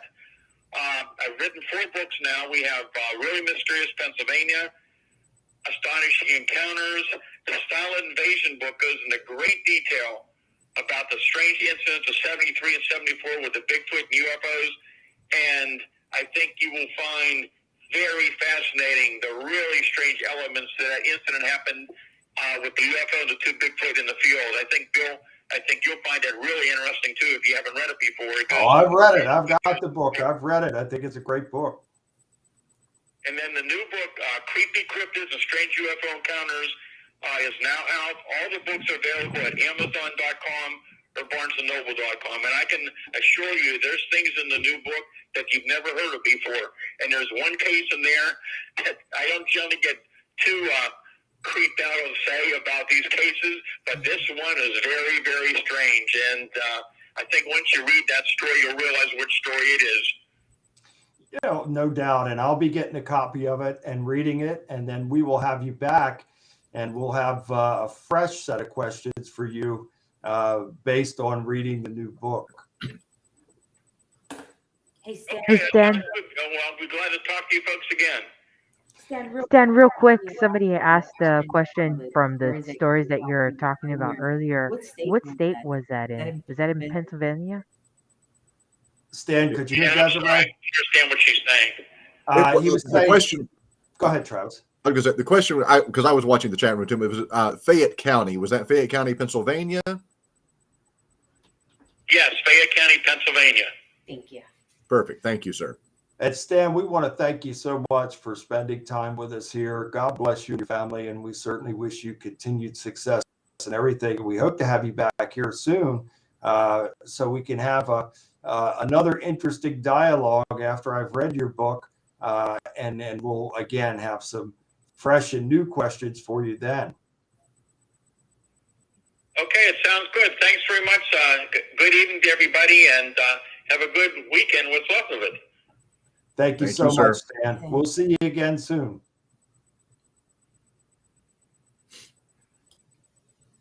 And I know, and I know why. I just noticed that the person who asked that question is from Anna Justice from Georgia. Georgia has a Fayette County. Kentucky has a Fayette County. yeah, North Carolina. North Carolina, yeah, lots of that. Virginia may. I honestly don't know, but yeah. There's a lot of Fayette counties. Oh yes. And Stan is always so great, and I really appreciate him staying with us because he only wanted to do 30 minutes. He had already done an interview earlier in the evening, and so I really appreciate that. He's a good friend, and he's a wealth of information, that's for sure. Always, absolutely. And Travis, I'd like to get back to the people of Eastern Kentucky. And you were kind of cut off when we brought Stan in. So I want you to go back to that. So Desiree's popped up some pictures here. This was actually last Saturday. And David's Legacy came down. This is what you're looking at is the town of Fleming Neon in Eastern Kentucky. I had been watching the TV reports. I'd looked at the magazine stories. I'd seen the newspaper pictures, but I drove into this town. And I'd been to Fleming Neon several years ago. It had been a while. But to see this and what you're looking at is just the total devastation of downtown Fleming Neon. It was now, funny. Is this near Hazard? It is. Travis? It is. Yeah. It's near that area. Yes, yeah. It's all of these areas are actually very close. Mileage wise, it just takes a long time to get to them. The roads are winding through the mountains, but here you're looking. This is inside the middle school. They've set it up as a shelter and as a supply location. I mean, just every room in that school had been turned into a room full of supplies, clothing, food, diapers, baby formula, everything that could possibly be needed. I was going around taking these pictures while Tanya Charlton and Laura and a few other people were inside doing things. But it's just total devastation. And what I didn't get are the pictures of the buildings on downtown that have the red X's on them. And anybody that lives in a hurricane state will know that that's a FEMA marking. Those buildings that have the red X's have absolutely no future whatsoever. They're going to have to be totally destroyed. And that's about half of the buildings in downtown. And it was devastating. Tanya and several others came back today. They were in Kentucky actually doing work. They were there helping clean up. They were helping move. They were moving. The middle school as a location is being moved, as a supply location is being moved somewhere else, because as I was saying, they really want to try to get school started as soon as possible, just to give the kids some normalcy. And Wow. for those that are interested, you can find David's Legacy on Facebook. It is Growing David's Legacy is the Facebook page there.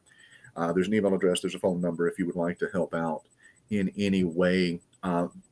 They really ask that people stop sending food because there's still a lot of places don't have power. They don't have gas, so they can't cook the food. So what they're asking for is honestly, like, I think there were at least 2 libraries that I know of that were totally destroyed. So they've lost all their books. So they've asked for books. They've asked for toys for the kids that have lost everything. They've asked that things like that be sent.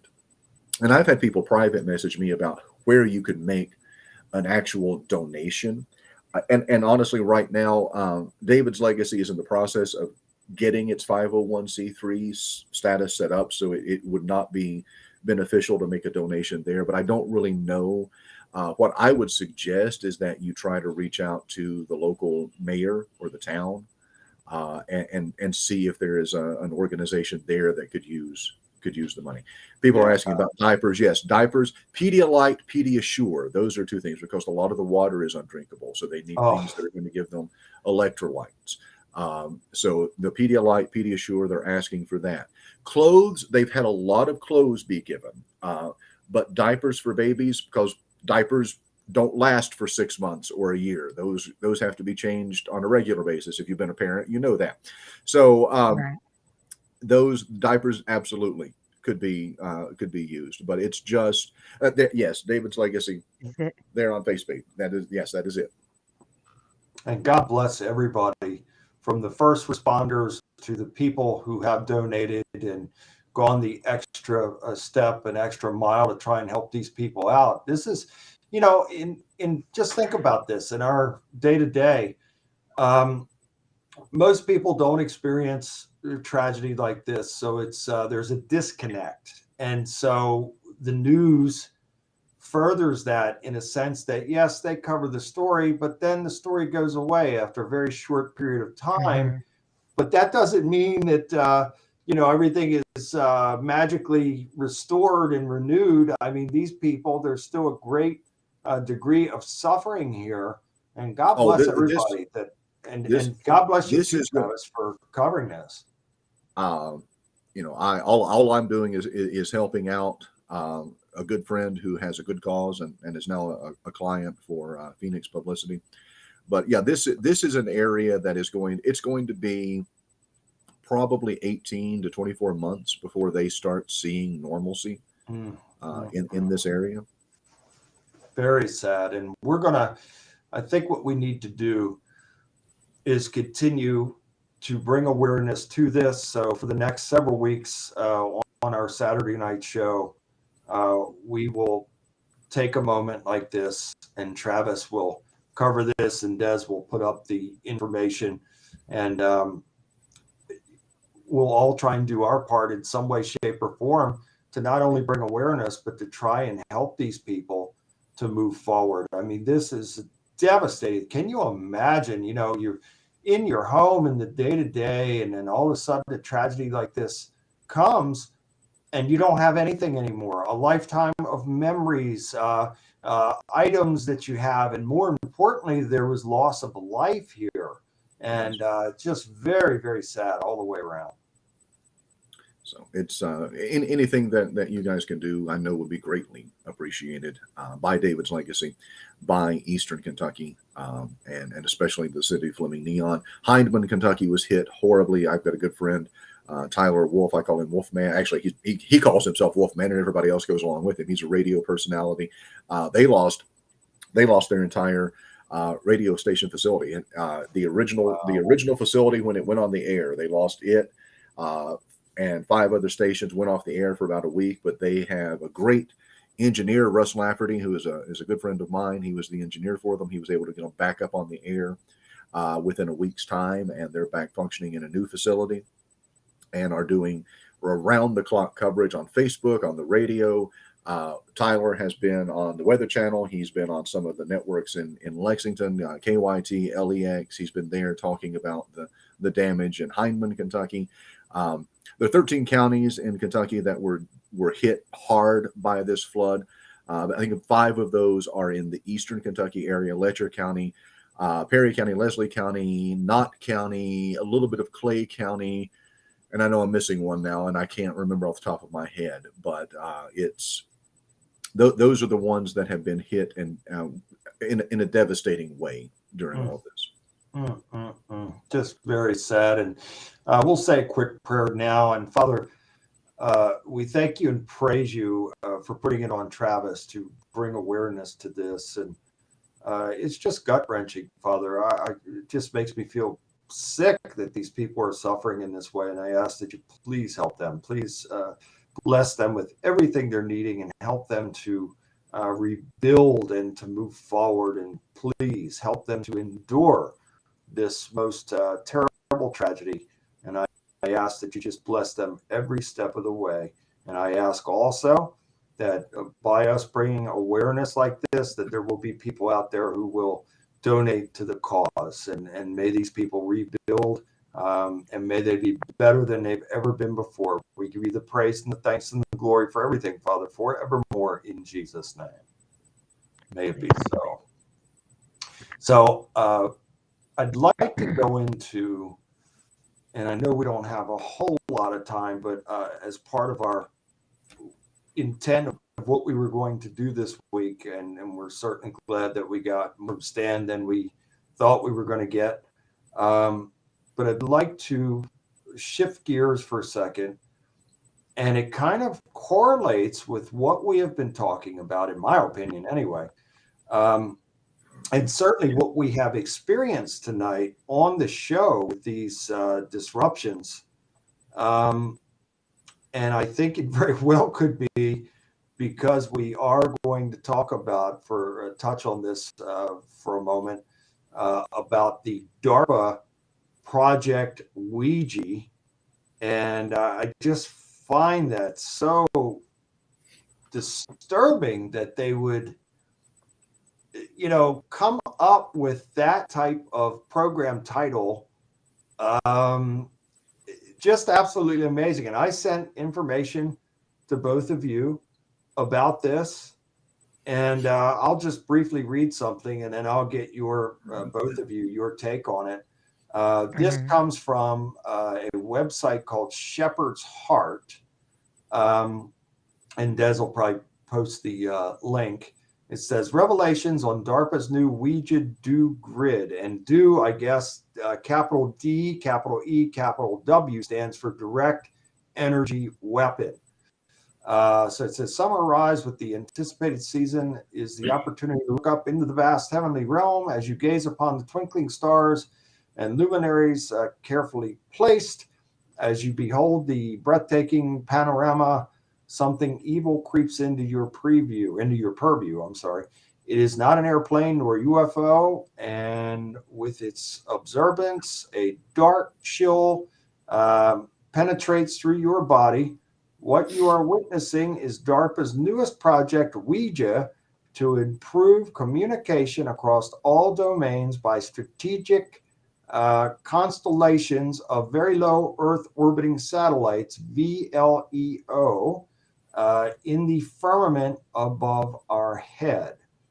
So it says, I propose to you, dear reader, that this communication is to augment and enhance communications for nefarious purposes, DARPA Ouija intends to pierce the ionosphere to acquire scientific measurements to quantify the HF noise environment and to improve its character for the warfighter, human, hybrid, and supernatural.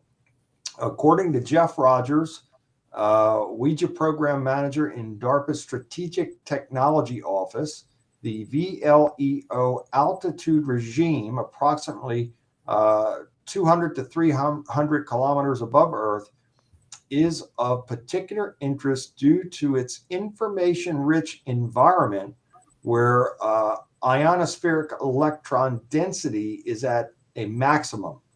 Fine-grained knowledge of the spatial temporal characteristics of electron density at these altitudes is required for accurate HF propagation prediction. Project detail link, and they have a link there that you can click on and go further. And so this person goes on to say, good and evil both know that the ionosphere is essential for communications. Anyone trained in warfare understands that the communication is essential in war. What DARPA intends is to harvest and manipulate the information-rich ionic environment. They further seek to exploit the space-time continuum to their advantage. Little do they know that space and time are a construct and it belongs to Yahweh alone. Just as we saw with the lowering or eliminating of standards for the weaponized pharmaceutical gene editing tool, Ouija employs a simplified other transaction OT process aimed at lowering the bureaucratic barrier for companies to make such proposals, especially those seeking to work with the Department of Defense or DARPA for the first time. So I could go on and on and on with this.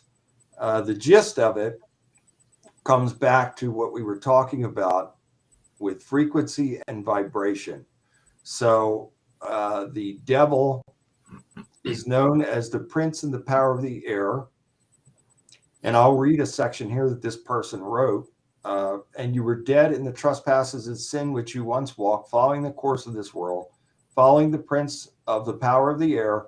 The spirit is now at work in the sons of disobedience. That's Ephesians 2, verses 1 and 2.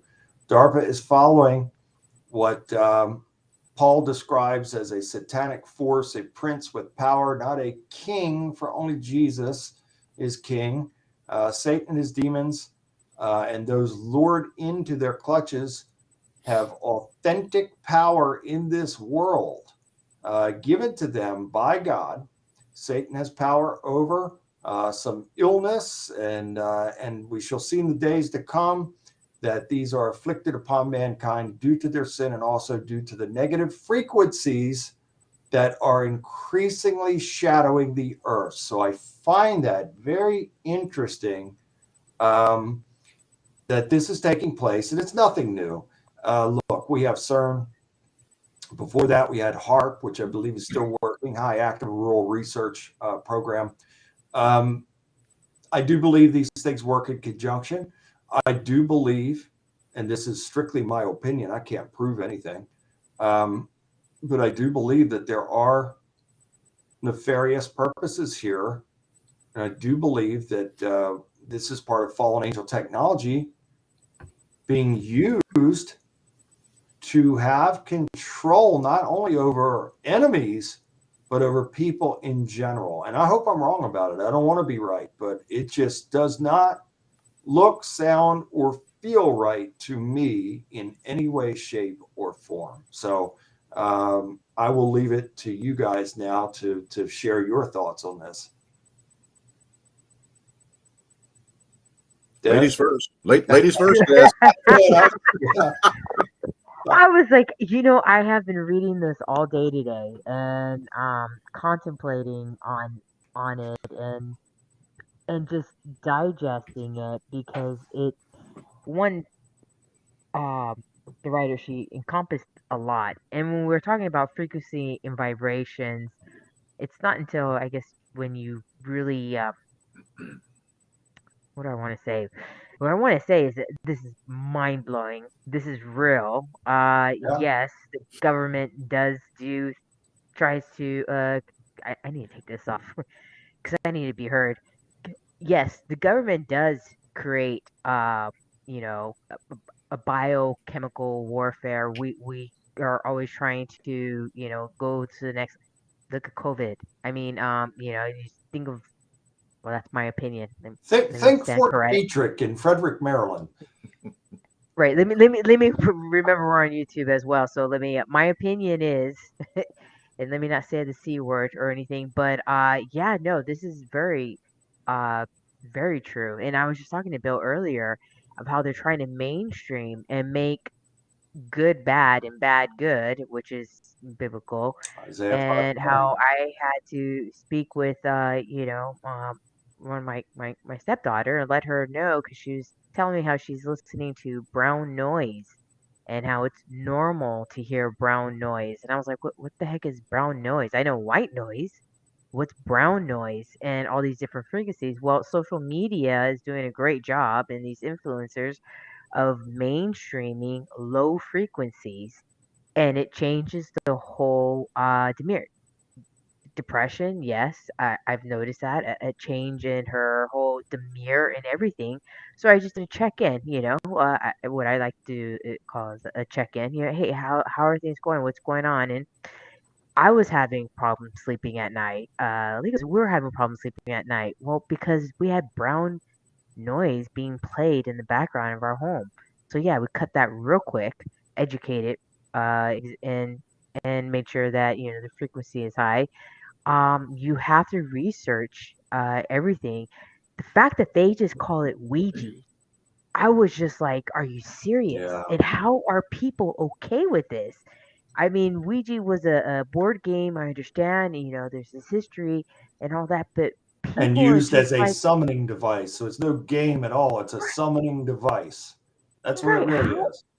Yeah, I'm like, how are people okay with this? It's just so mind blowing. You want to focus on how is it? It's like when you want to do something. What I notice or what I see in the world or in the news is that when people are trying to do something good, it just gets smothered away as if it was nothing. But let something bad happen, or let something, the you know Satan or the devil's agenda be heard, and it's all over, Yeah. uh or music too, like Mhm. I listen, I love my Christian music. I like Christian music, and I'm always like, why can't people rock and roll on this? Like, why can't you, like, I'm rocking out on this, like, why is this not more mainstream? But yet you'll have Travis Scott, or you'll have people that are idolizing other, rock stars or I'm whatever biting that my are tongue right now. I'm not going to I go on know. a tangent on. Oh, I'm don't shutting don't up. open that Yeah. door for him, Des. I'm I shutting know, up. I I'm not probably saying forgot. anything. Yeah, thanks. No, that's another thing. But to read it, yeah, I believe this is true. I believe this is what's influencing us, and it's feeding the negativity of what we already have, of the chaos that's already created. What I feel personally is that it needs people like us. We need to still come together and be strong because nothing is greater than God. That's It, for sure. people could try and create all this all we want, but as long as we can continue, we're gonna have to continue the fight, the good fight, man. But That's it. are you serious? Ouija? They named it Ouija, and it's okay. The government did this, and it's okay. They're saying Why Revelations. why are we surprised that the government does something like that? And I mean, Yes. seriously, I mean, at this point, why are we surprised? I mean, It, I didn't mean to talk over you, Des. I'm sorry. I was just like, no, why no, does that surprise us? No, it's absolutely the truth. And we you're have right. talked about these topics for years now, and we've seen this steady progression. And in my opinion, what it is a campaign to desensitize people, to get them to Mm, accept evil as good and good as evil. So when we speak against these things, of course, we're going to have interference because the devil does not want truth being revealed. He does not want light being shed on the nefarious activities that take place in the darkness. And he doesn't want people coming together because that raises the frequency and vibration. And these things are designed to lower the frequency and vibration. And therefore, that will separate people. And that comes right out of the devil's playbook of the divide and conquer. So go ahead, Travis. I'll shut up now and let you. It's your show. You don't shut up. It's your No, show. we're a team. No, a couple of things.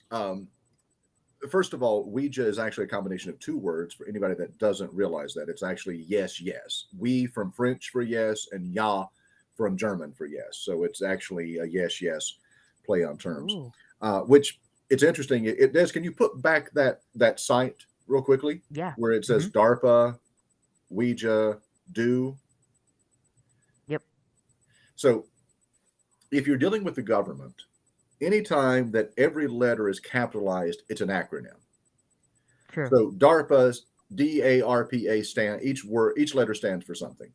Do stands for something. Ouija is not capitalized, so it is not an acronym. Yeah. They're actually using the word. If we're looking at it, the frequency, and Bill, you talk about frequencies all the time. And if you guys follow Skinwalker Ranch and the TV show, they are dealing with frequencies right now.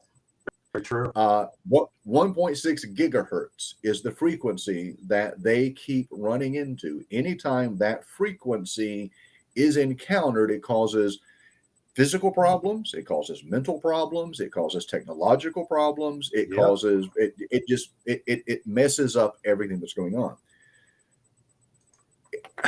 The other thing is, Des, you were saying, how could the government do this? Well, if you follow some deep-rooted conspiracies, there is an organization that has been part of the U.S. government since about 1991 called the Collins Elite, and Bill, I know, is familiar with them. Yeah. Yep. The Collins Elite is an organization made up of scientists, theologians, exorcists, demonologists, historians, and the entire purpose for bringing them together was exactly this. It was to open a door and open a portal so that communication could be made with demonic entities. Dang. Now, I mean, that is heavy. That's a heavy statement. Des has lost her breath. Yeah. That's a heavy statement, and it's true. And the Collins Elite recognizes that UFO technology, UAPs, extraterrestrials, the little grays, they've come to the realization, based on leaked sources, that they're not extraterrestrial, they are demonic forces. And that again, I'm just tossing out there one thing. And if Nick Redfern goes into it in his book, the New World Order book. He has an entire chapter devoted to it, where he breaks it down, talks about its inception, talks about what they've done, and talks about what their ultimate goal is. And it goes right in, it really correlates with what we were discussing with Stan and all those cases, and how in certain cases, the frequency and vibration is very much a part of what is taking place there with humans and animals and electronics and vehicles and everything else. So they understand this. Travis is right. They assemble the best and brightest minds, in a lot of cases, fresh out of college, to recruit them into programs like this.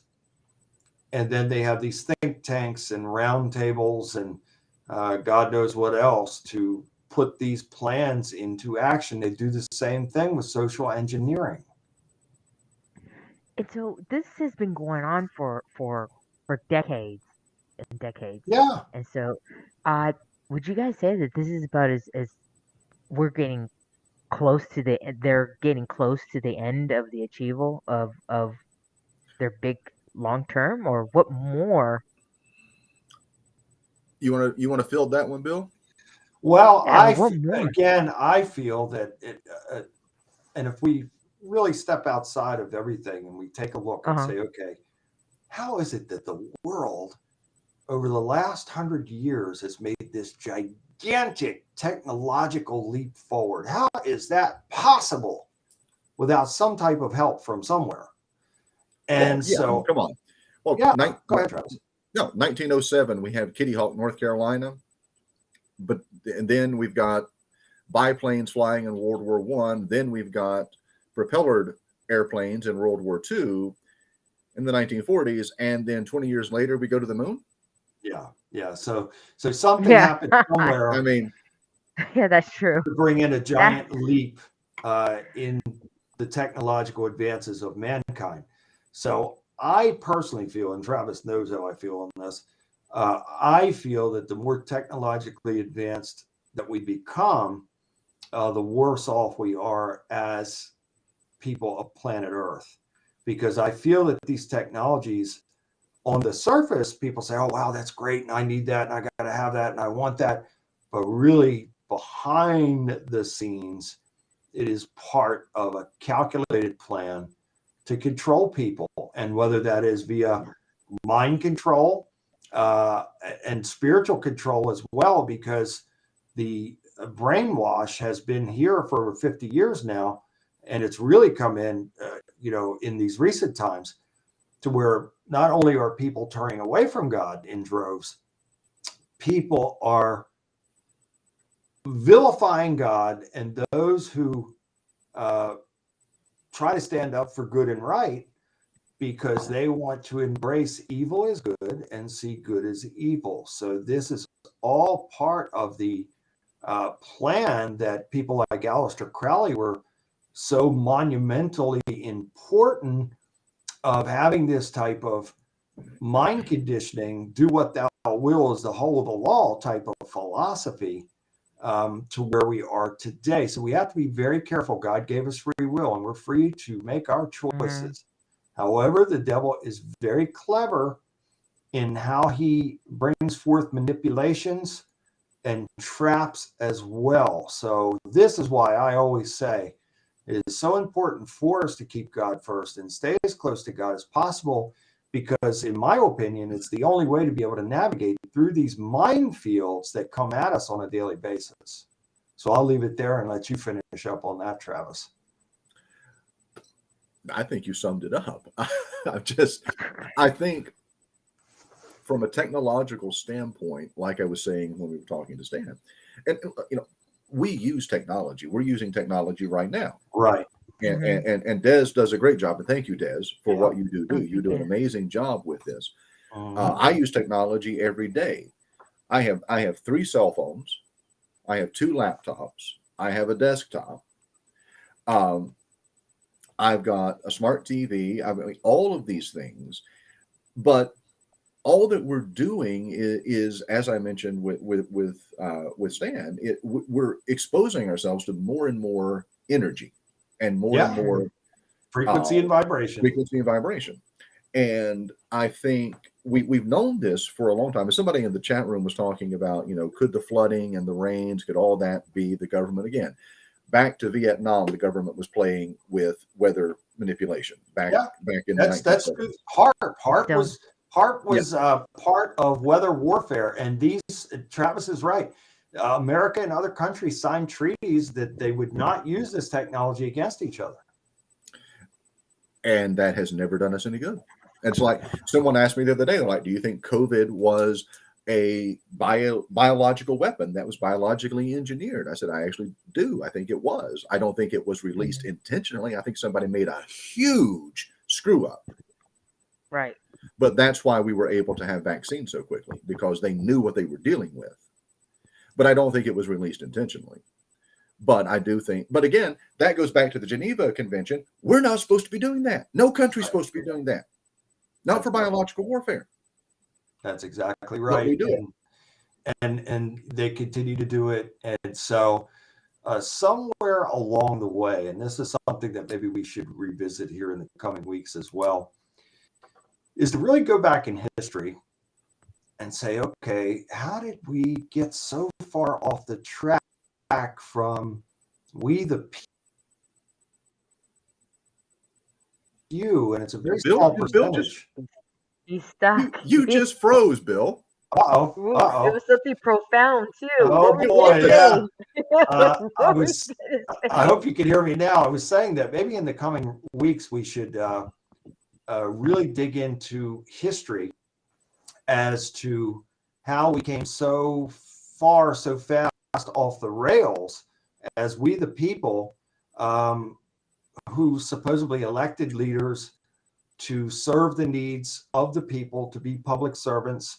And now that script has completely flipped, in my opinion, to the leaders being the absolute overlords who make policy no matter what you like or want. It doesn't matter. Mhm. And for people that say they're a Republican or a Democrat, in my opinion, and I don't put you down for having those views, but it's all wrestling, it's theater, it's pro wrestling, it's pre-scripted, in my opinion.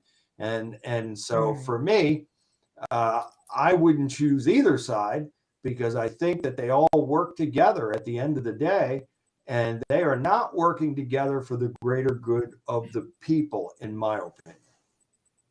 Nope, they are not. So I think that we Yeah. should really go Okay. back in a few weeks and do some historical studies of how this all started to unravel and get us to the point to where we are right now. And I can only hope and pray that at some time in the future, Yahweh will have enough of this.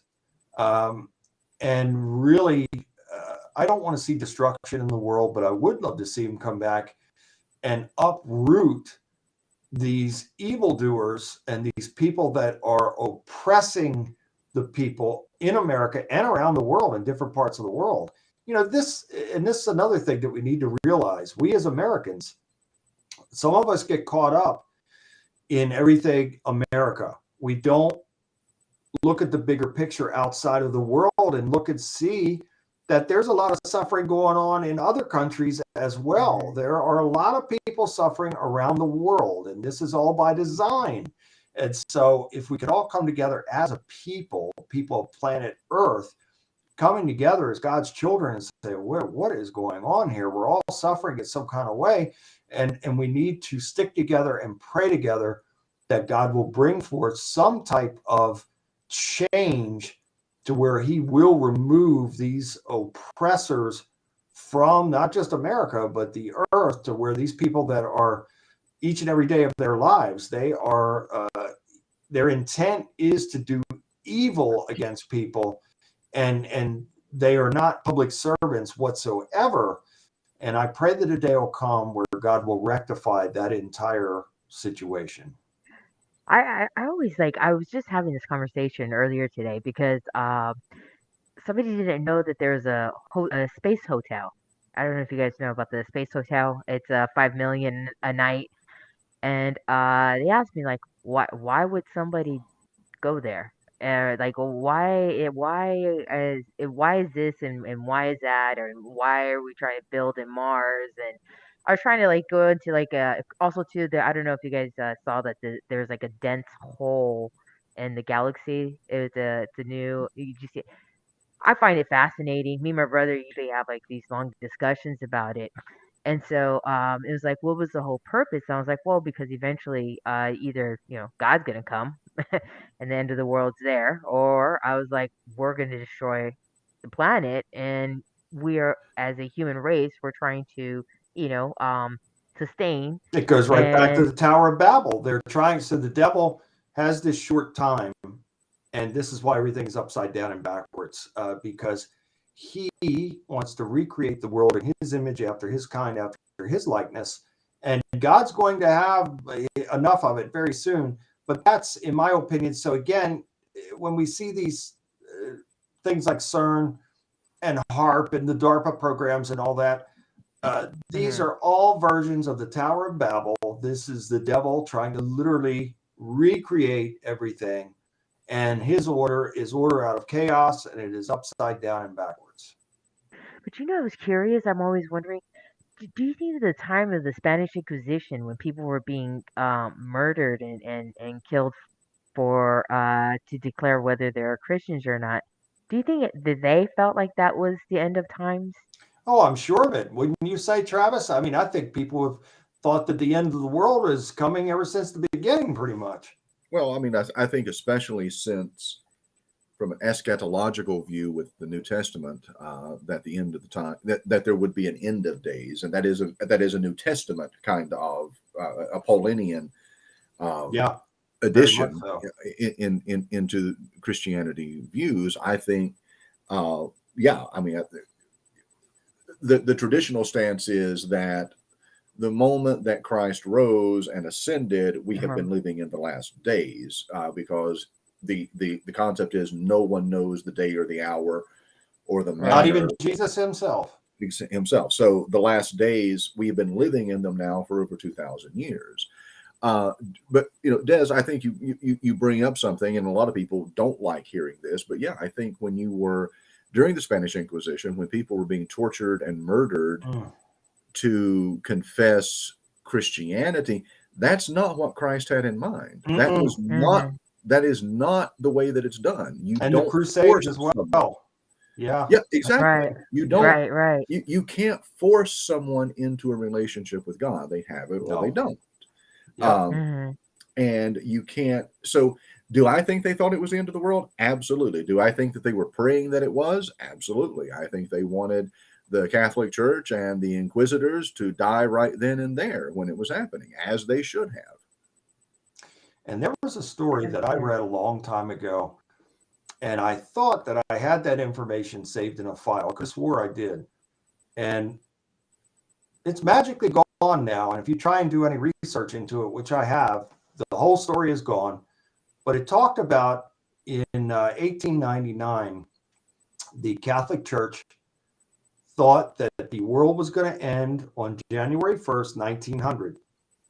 So what happened was they were, and if I'm not mistaken, I thought that it was a Catholic Church out of Chicago that started this. And people, so they were giving this very strong message that, hey, come January 1st, 1900, the world is over. Christ is coming back. And people were giving monies, possessions, properties, everything over to the Catholic Church.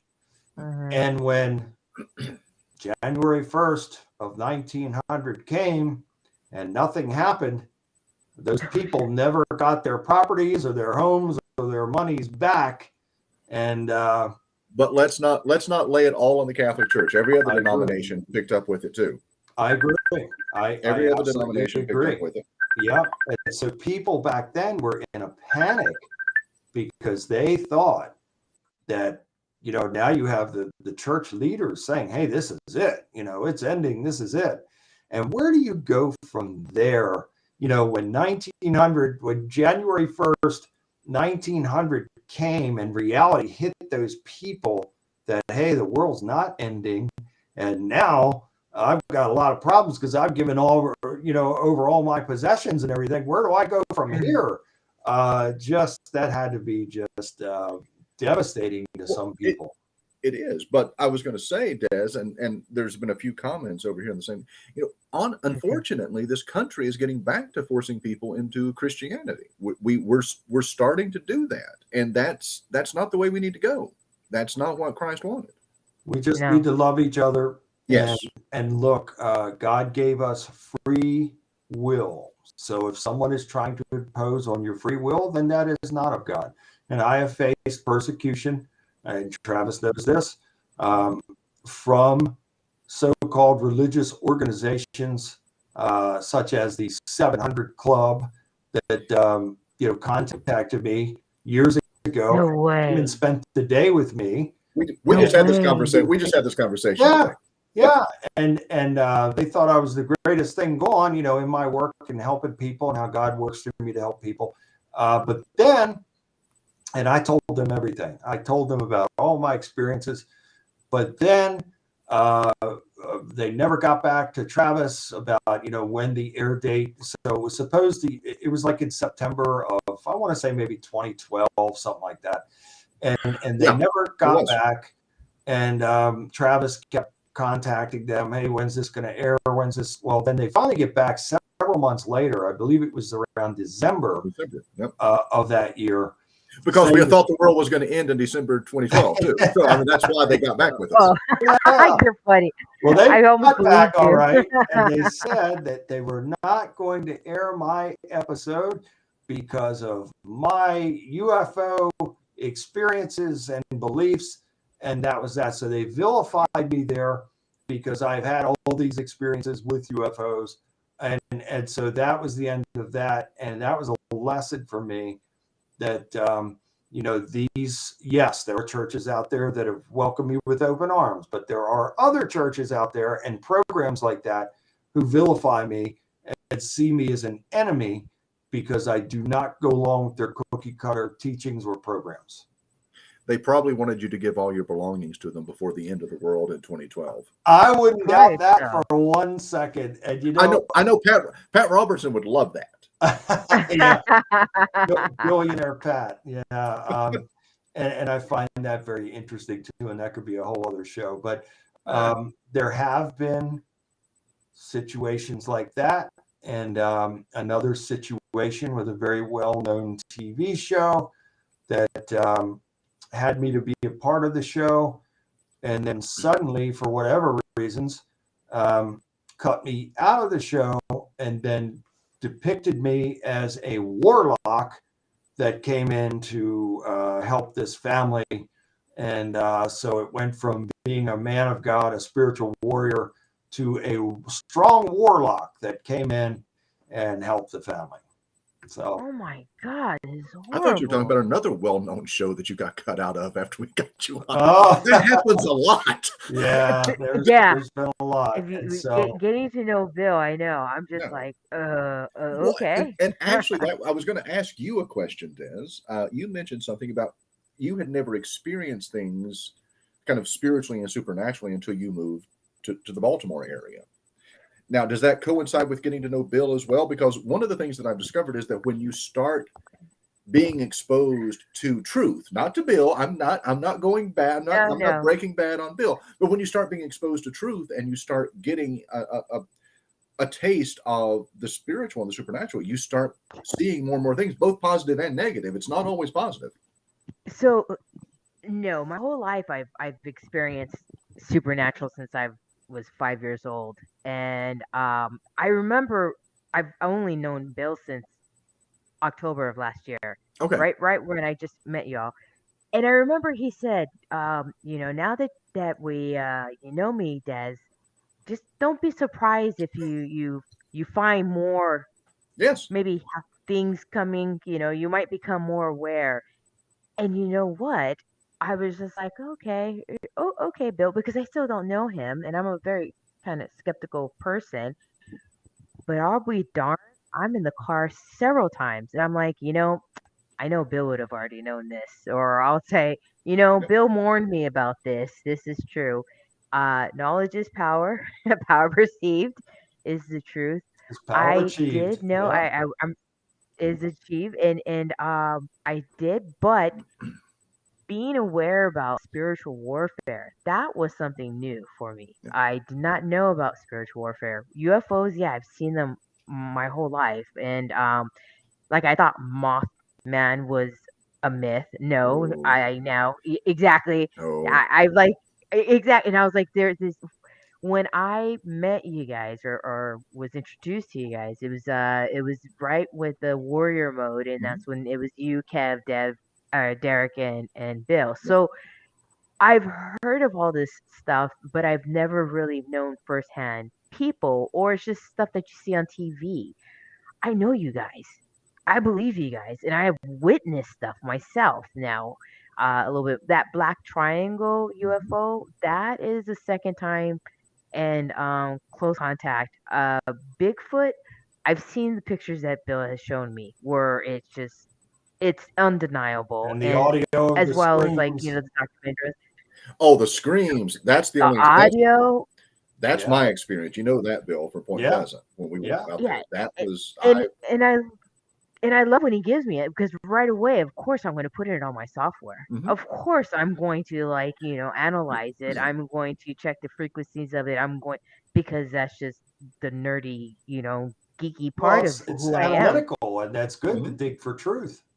Right, but yeah, it is. I have experienced more. I guess now on a deep, how do I say deeper level, but intensity. Mhm. I Yeah, guess there's a lot more because you're on the intensity. front lines now. I am on the We're front we're on line. the front lines of this, and so Oh, we are who we are. We are who God has made us to be, and we'll continue to be that way, and we'll continue to persevere and endure no matter what. real quick, I always had a quick question. Why is Mothman's eyes red? Why are the eyes red? You know, that has been a conversation that we've been having.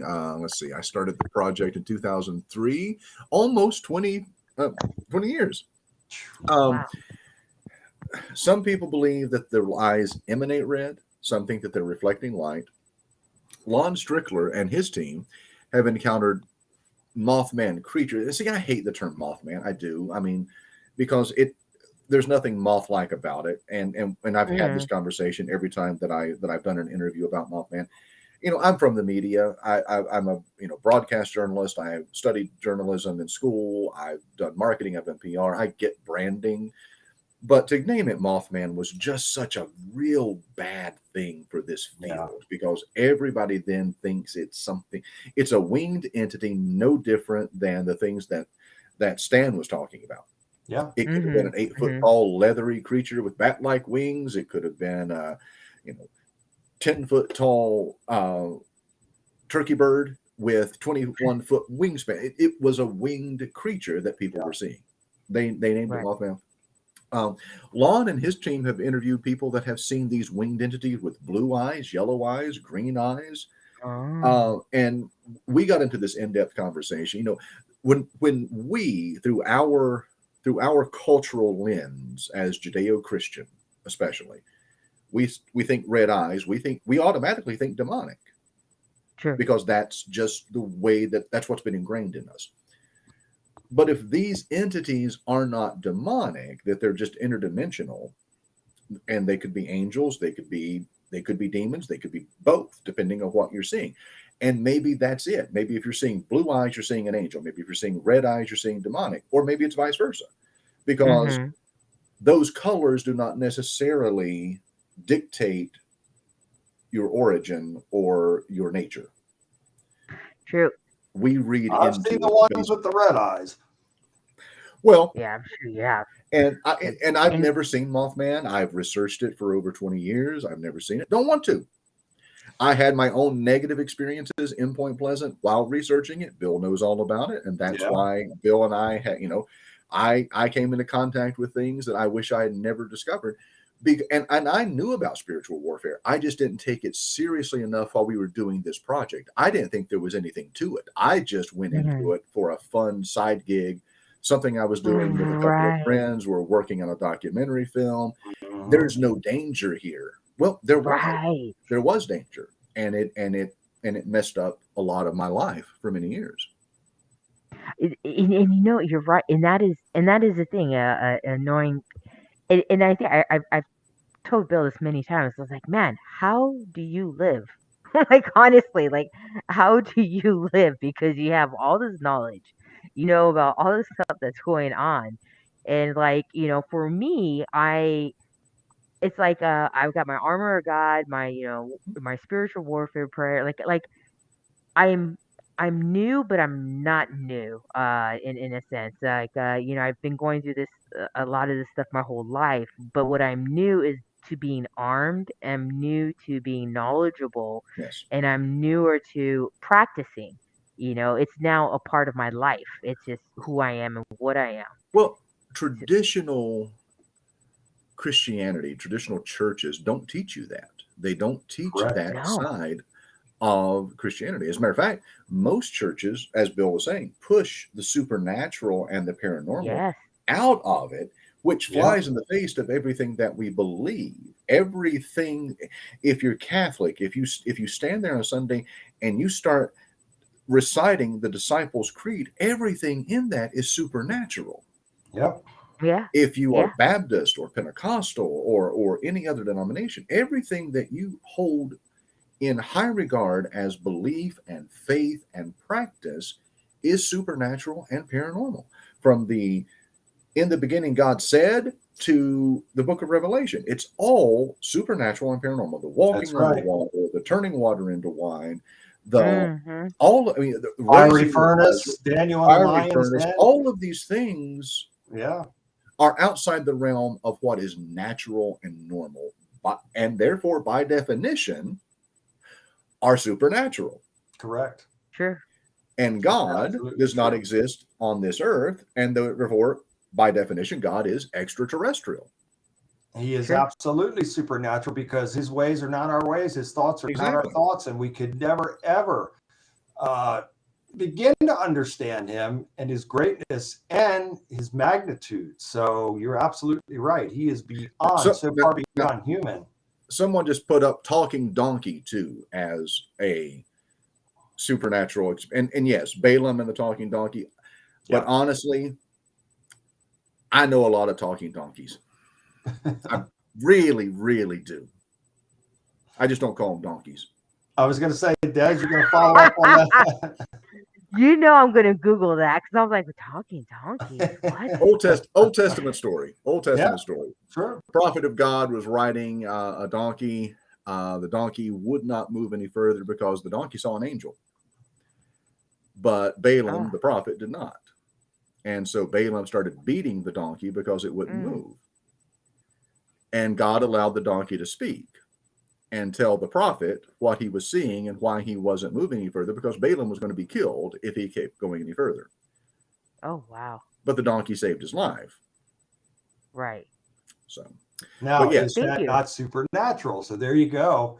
You're not going to hear these types of accounts and stories. Well, you know what? That plays into what we were talking about with Stan. Seeing things that aren't there when they are there. Yeah. Right. That spirit realm exists, whether a camera captures it or whether a video captures it or whether our eyes capture it. It does exist. That's exactly right.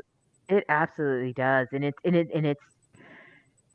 it's great when you can capture it on camera or some sort, because it almost gives us this psychological validation of like, okay, I'm not crazy. But I let go a long time ago when I guess meeting Bill, my mind has expanded and opened up, because now I'm like, yeah, why not? I think the mistake I make, or what people make, is we limit ourselves. We limit our minds of not allowing it to be possible.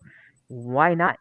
But Yeah. Bigfoot, there is Bigfoot. Why not there be or extraterrestrial? All God, things are possible. Satan, exactly. Why am I limiting to only what? Oh, this is acceptable, and this is not acceptable.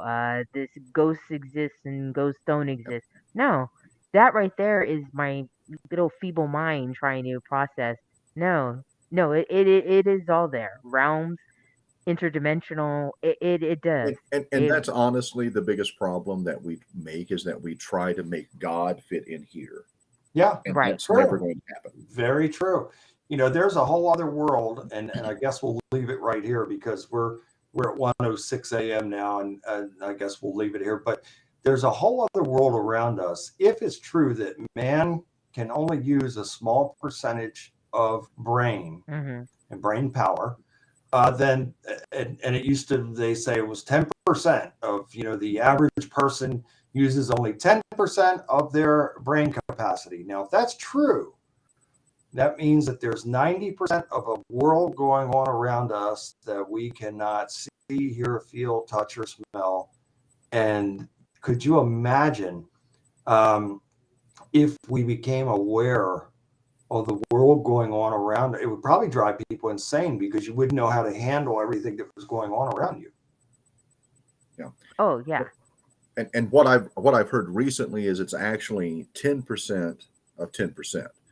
Oh, really? It is. There's 90% of our brain that lies dormant. There's 10% that is active, but we as human beings only actively use 10% of that 10%. Wow. That's amazing. So again, if you could imagine being at even half power in the brain capacity and using half of the brain, the world that would be around, it would probably be so overwhelming. So there's a reason why God designed our minds that way, to not have to sort of have that governor on there, because it would probably again drive people insane if they saw everything that was going on around them at the same time. So this has been a great night, fascinating conversation. We covered a lot of ground, that's for sure, and we overcame all of the obstacles, and we praise God for that. And we'll always move forward and adapt and overcome and persevere no matter what, because God's with us and for us. And if God's with us and for us, then nothing is going to stand against us. So, guys, it's been great. And I want to thank everybody out there that has hung in there. I can't believe that everybody has hung in for so long tonight, but I enjoyed every minute of it. We look forward to next week. We have our good buddy, the Maestro, joining us next week. So we're going to talk to him about his, and for those of you who don't know who Maestro is, he is a legendary professional wrestler who spent many years in the World Championship Wrestling Organization. And he's traveled the world. And he is currently an actor in movies. And he's got quite a story to tell. So we're looking forward to having the Maestro, Rob Kellum, joining us next week.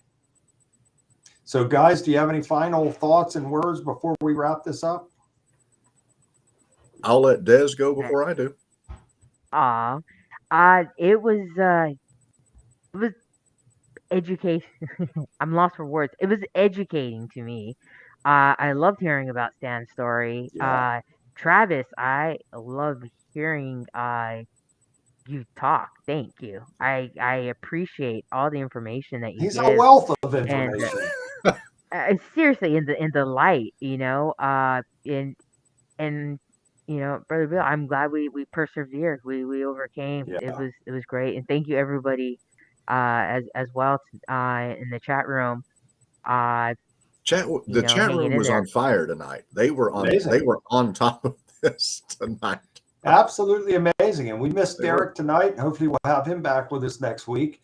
He couldn't make it tonight. And he had another engagement tonight. Did you see that? Okay. Yes. So he had something else. We'll have him back with us next week.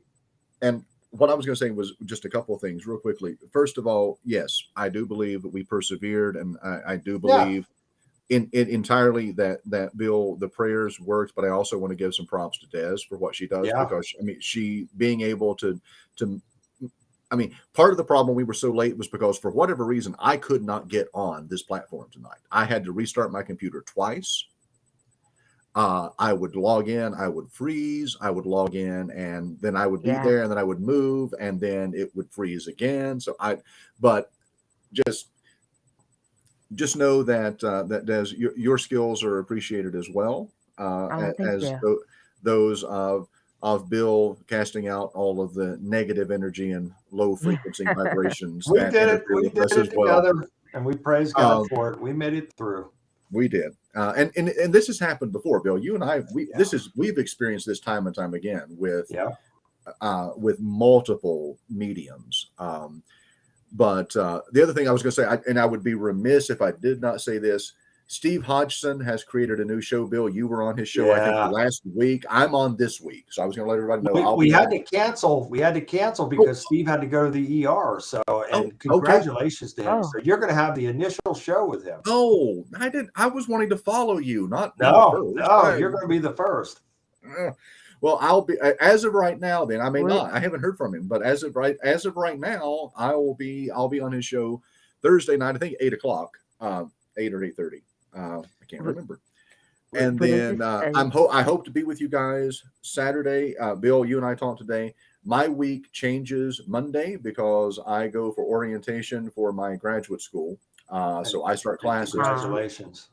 So I'm not sure. I don't know yet. I know I've got 3 classes to take this semester. I just don't know what the schedule is, and I don't know the class load and things like that. But if I'm not immersed in research and writing papers and doing things like that, then yes, I will be here next Saturday night. Well, we certainly hope so. And you're an integral part of this. And then all of you guys, this is just wonderful. And what we're doing now to make this, and my intent and idea was to shorten the broadcast so I didn't have to go into 30 or 35 minutes of the prayer list. So I'm doing the Warrior Mode service on Friday nights now, separate from the Warrior Mode show. And that way we can cover our topics. And then when we're done discussing everything, we can bid you all a good night and a good week. And then we'll do it all over again next week. So we'll be returning. I'll be next Friday night with the Warrior Mode service. And then next Saturday night, we'll be back here with the Warrior Mode show. And Travis, I do hope that your schedule allows you to be here. I am hoping so. Like I said, I need to get a feel this week, and I will be in touch with all of you guys and letting you know what things are looking like. Fantastic. Excellent. Well, Was there a link for that? Oh yeah, Travis, is there a link for the Steve's show? I have not received one yet, but what I will do is Okay. once I get it, I will share it with you all, and then we can share it with the group. And I believe he's still calling it Your Life Matters. So just for those of you out there, Steve and Jen, they're our dear friends. We love them dearly. You can visit one of their Facebook pages or punch in Your Life Matters, and that link should come up to his brand new show. Awesome. All right, guys. Well, it's been fantastic. And thank you, everybody out there. Much love and God bless all of you. And we pray that you will have, because we're into Sunday now, so we pray that you have a fantastic, wonderful Sunday. May God bless all of you with a great week. May you be blessed and may you be a blessing. And we'll do this all over again next week. So for Travis and Des, I'm Bill Bean, the Spiritual Warrior. And love and God bless all of you, and good night. Good night. Good night, everyone. Good night.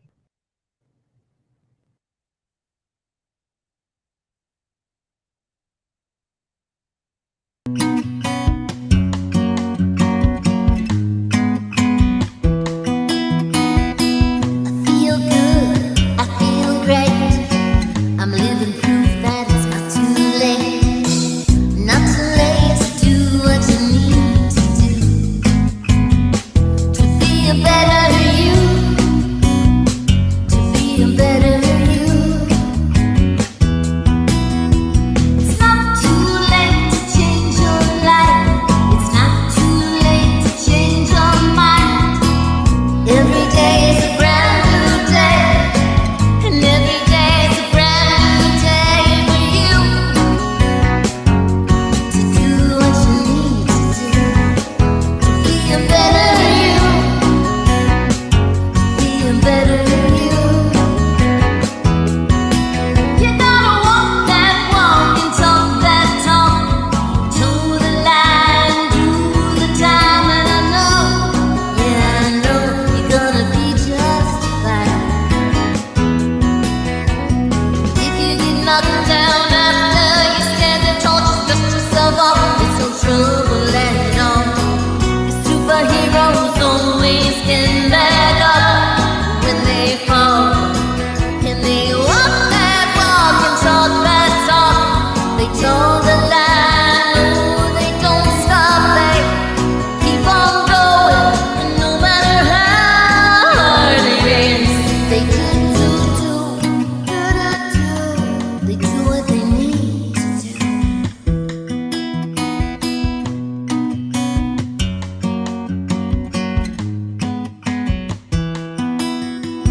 Here's my truth, here's my story. On my road to pain and glory. I know that demons wanna keep us down.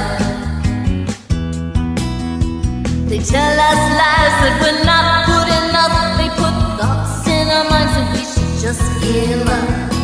But I just put my gut suit on and I look up and I shine.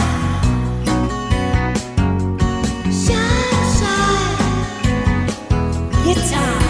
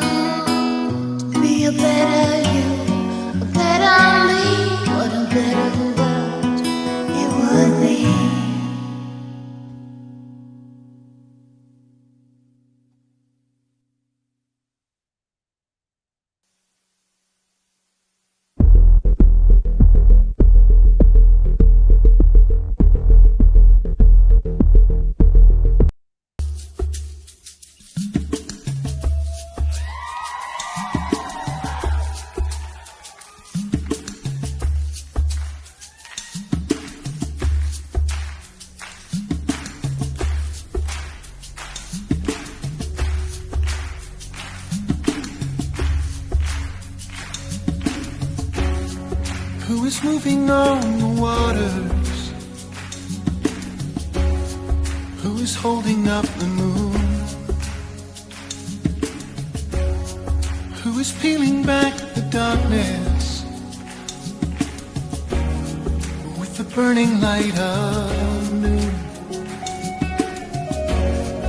who is standing on the mountains, who is on the earth below, who is bigger than the heavens, and the lover of my soul. Creator God, He is Yahweh.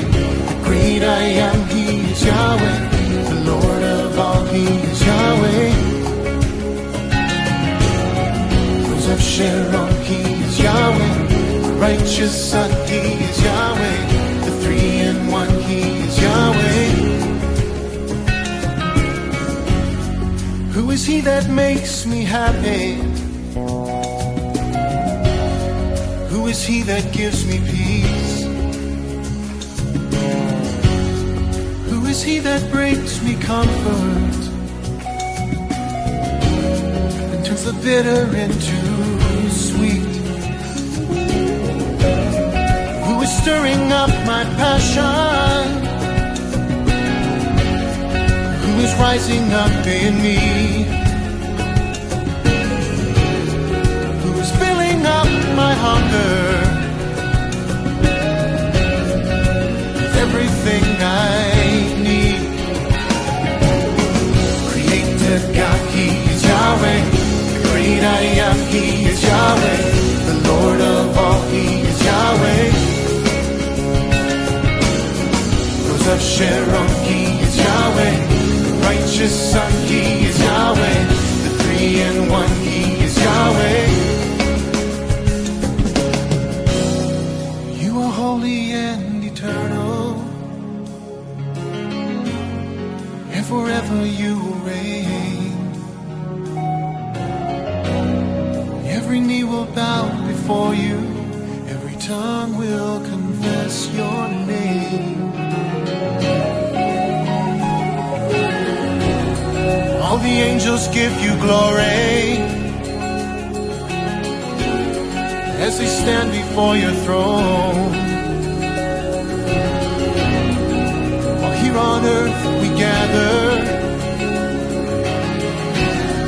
to declare your name alone, alone. Creator God, He is Yahweh. The great I am, He is Yahweh. The Lord of all, He is Yahweh. Yes, Lord, you are. Rose of Sharon, He is Yahweh. The righteous Son, He is Yahweh.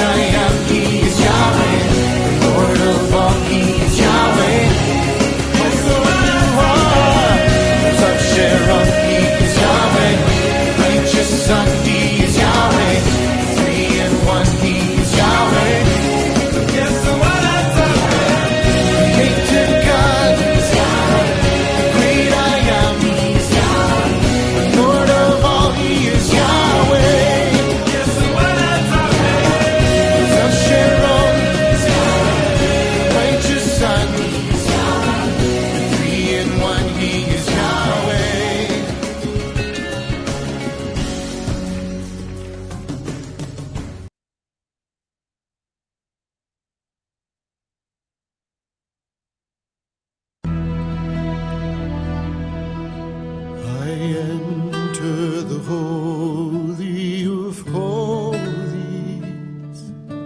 I enter through the blood of the Lamb. I enter to worship you only. I enter to honor I am. Lord, I worship you. I worship you. Lord, I worship you. I worship you. For your name is holy, holy, Lord. For your name is holy, holy, Lord. I enter the Holy of Holies. I enter through the blood of the Lamb. I enter to worship you only. I enter to honor I am. Lord, I worship you. I worship you. Lord, I worship you.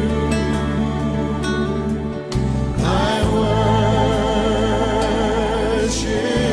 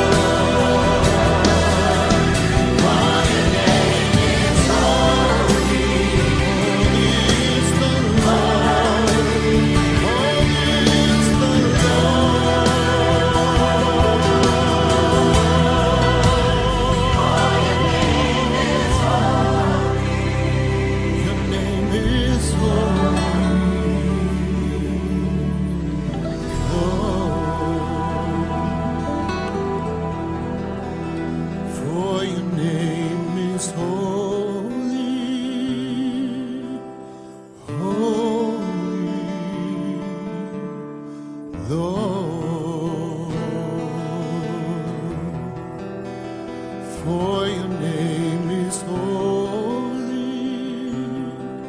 so holy, Lord.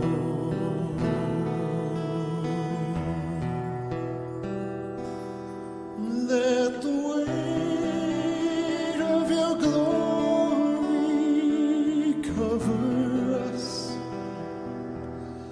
Let the life of your river flow.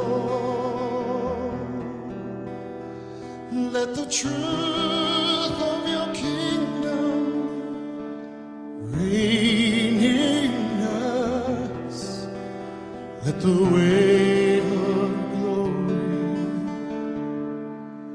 let the weight of your glory fall. Let the weight of your glory